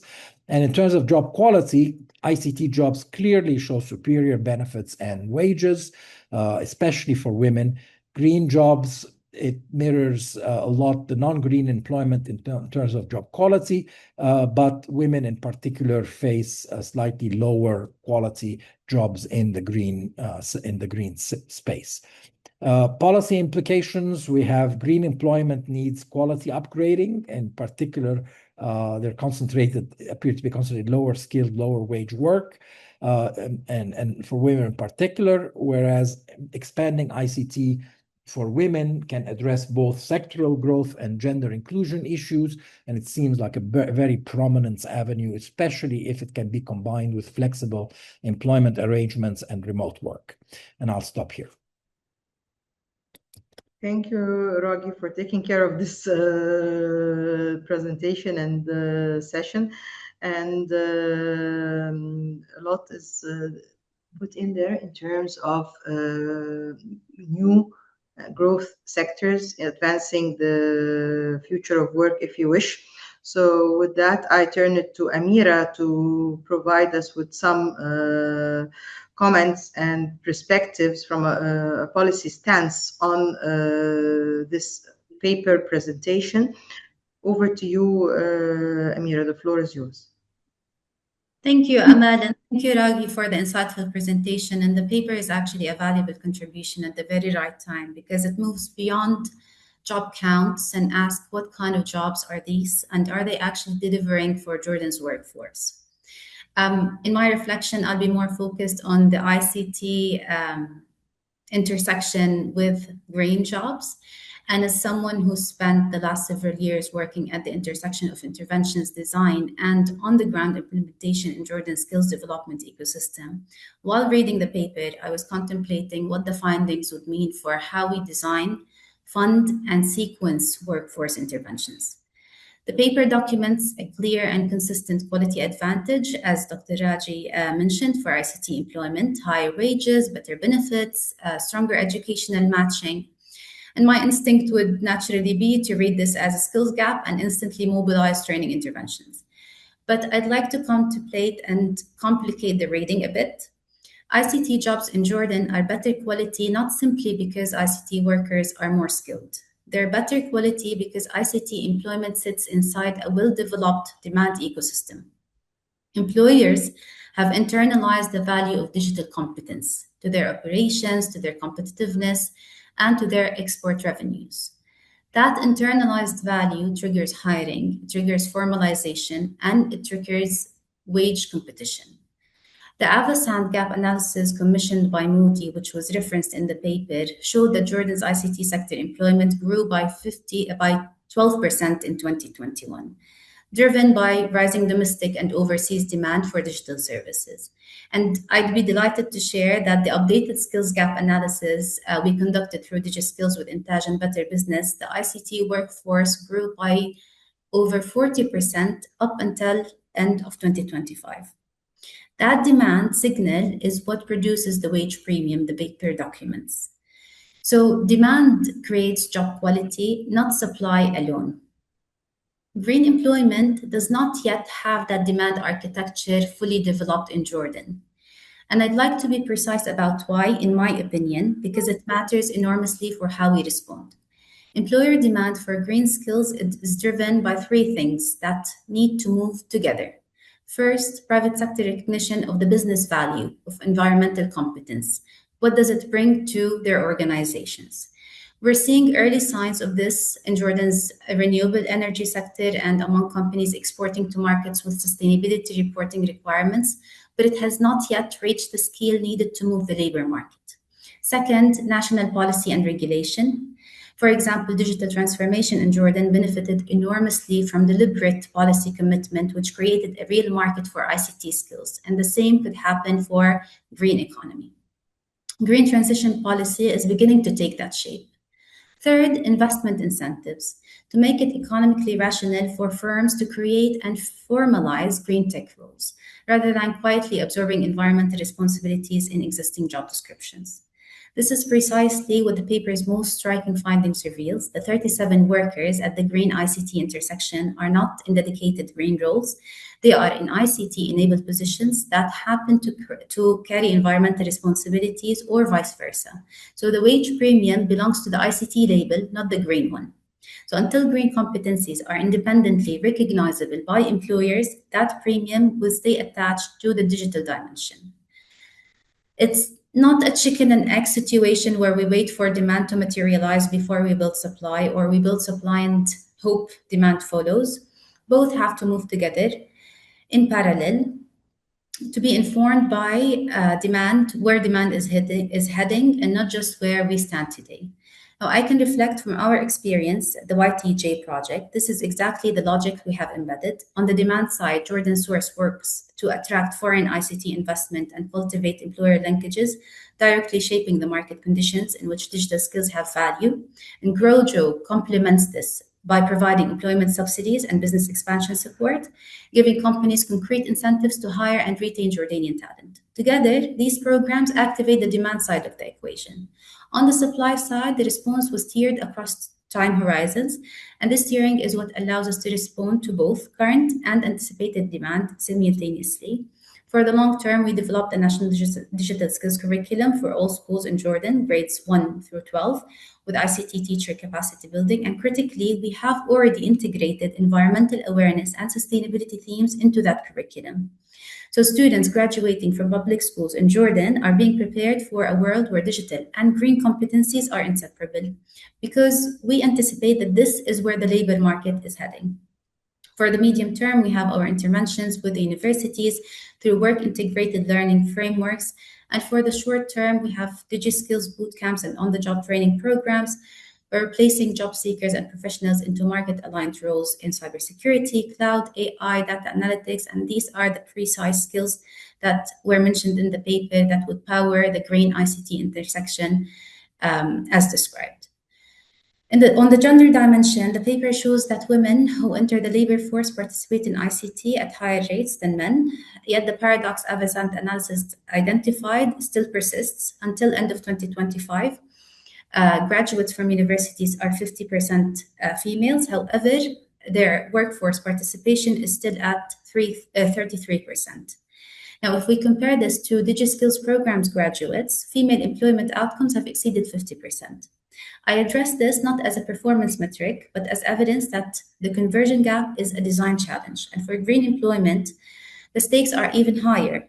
So if the green transition proceeds without deliberate gender-responsive design, on both the demand and the supply side, it could concentrate women in the lowest value segment of an already low premium employment category.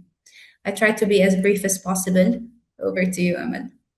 Yes, you have done well in terms of being brief and comprehensive at the same time. So being concise did not come at the expense of comprehensiveness. But let me just ask you one question you've mentioned on women, and I would want to get your sense on how can employment and skills policies also cater to youth at the intersection of digital and green sectors.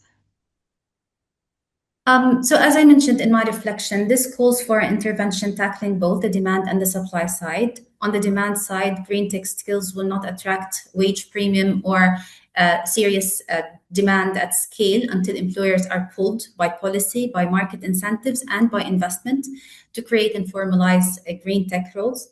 That means green procurement standards, sustainability reporting requirements, and incentives for company in energy, water, and environmental services to define what a green tech professional actually looks like in their organization. I'm encouraged that this work is already underway. So the Ministry of Environment is currently developing a national strategy for green employment with active engagement from the Ministry of Digital Economy and Entrepreneurship and multiple other ministries, including green jobs integration with defined KPIs currently being finalized. So that strategy, when it lands, will be the policy anchor the demand side needs. On the supply side, we build now based on where demand is heading, and I believe Jordan has the foundation for it with evidence-based model we've implemented through YTJ and DigiSkills. So I would say Jordan has the architecture. We could extend its logic deliberately into the green digital space with the same discipline around demand activation, tiered and adaptive supply, and gender-responsive design that has been moving the needle on ICT employment so far.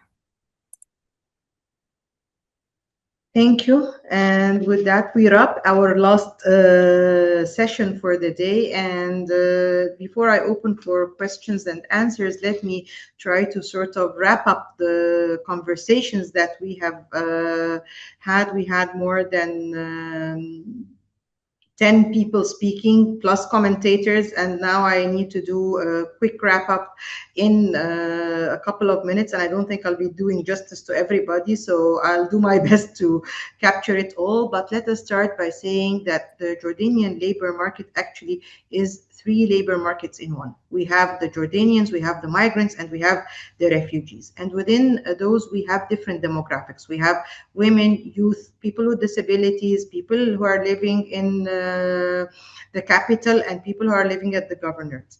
We have also the educational subset, of course. And with that, let us say that it's not only about the categories, but it's also about the constraints that are within the subcategories, or if you happen to be at the intersection of various demographics at the same time. So if you are a young disabled woman, for example. And here I think the policy recommendations need to look into not a one size fits all, and this was brought into the conversation, but how do we profile within the different subcategories to address the constraints that are faced within and by each of those subcategories. I think this is something that we need to look at as such, the profiling element. Here also we have had a number of policy recommendations that came up from the presenters themselves as well as the discussants, and I see that in some of the papers 6 has been the magic number in the policy recommendations, so perhaps there was an agreed scenario to have 6 recommendations per paper. But looking at a key driver is the importance of facilitating private sector growth, giving the incentives, because we are hearing that there is an absence of the demand side incentivization, that most of the interventions in the past have been focusing on the supply side. Also, the emergence of remote work to accompany migration, and how could the people still stay in Jordan but serve other countries with the new technologies that are available. Improving labor market signals is key, emphasizing also the point that was brought forward by Raghi, the idea of hourly wages. This is of paramount importance for comparison, for many aspects, and for flexibility in the labor market, although we do have legislation that is allowing for flexible work, but still to make it more easy for the administration from the employers and the employees side, and reducing excessive hours of work. Decent work is at play over here. We cannot overemphasize the importance of improving labor market data. The JLMPS is just one example of that, and I think Dr. Farhat said it's equal to, if not close to, a census, but accompanying that is also the labor force survey, which is a key labor market survey. Also, when we speak about school to work transitions, much has been said on the need to align with skilling based on demand-driven approaches rather than supply-driven approaches. And I would like here also to bring the notion that perhaps has not been mentioned in some of the recommendations, is the intermediation aspect as well. So besides the labor market supply and demand, there are more emphasis could be put on intermediation and enhancing intermediation, which is usually a cheaper, if you wish, intervention, because it looks to take stock of what is available on both the supply and the demand, and creates the matching.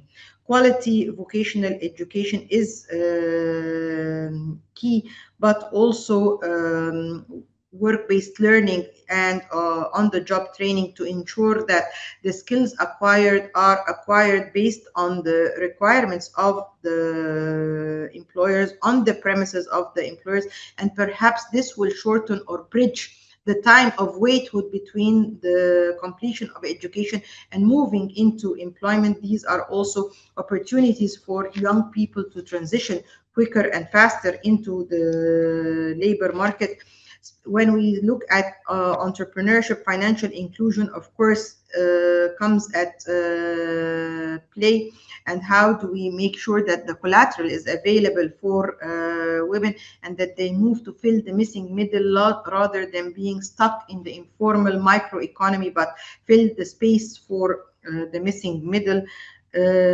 Digital sophistication is key, and leveraging on what is offered by the Ministry of Digital Economy and Entrepreneurship and others that are offering this is a key leverage. Of course, looking into public-private participation and inclusion as such. The care economy cannot be overemphasized, and I think from an ILO perspective, from where we stand, we have the care simulator, which tells people, you know, with some investments, what could be done. So this is also an important area to be looked at.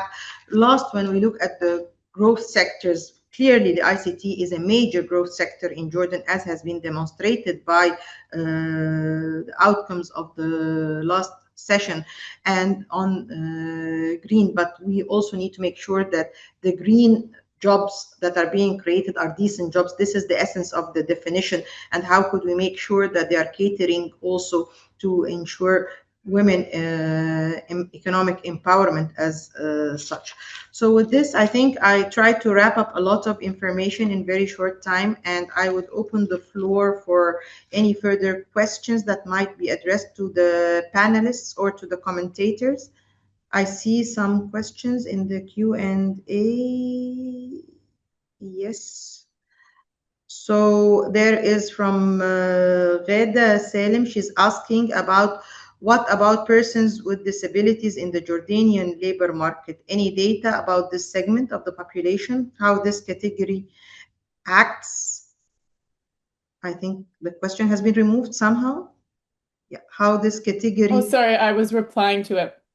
Okay, good, Caroline. Thank you for taking care of that. So how this category is being treated for social protection perspective, if data from the survey showed any trends. And Caroline, if you want to come in live, that would be good. Sure. I was just saying, and other folks can add to this, but we do have in the data, we do have information using the Washington Group questions on disability. So we can measure outcomes for persons with disabilities. I don't think any of the presentations today highlighted this. It may be something that's covered in discussing social protection tomorrow. Great. And then we have another question on geographic clustering around Amman and other semi-urban areas. And the question is, how strong is this for the DG and for green jobs in comparison to each other and to other sectors? So I don't know, Raghi or anyone else would like to take this question. Yeah, I mean, we know very well that Jordan is highly centralized in the center region of the country around Amman, with lots of the jobs and the population being centered there. We haven't done, detailed geographic analysis yet, but the data is definitely available for anybody who wants to kind of look at this question in a bit more in terms of, how to spread economic activity more equally on a geographic basis. But clearly there is a tendency for activities to be strongly centralized around the capital.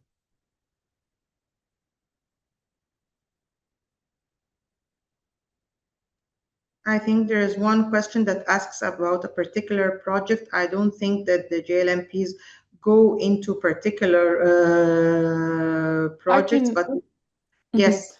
I can reply on that. So there is a whole module in the JLMPS about training experiences. So it's possible that participants in a particular project will be captured there, but because this is a nationally representative sample, unless the project is very large, it's not going to be a big enough sample size to analyze.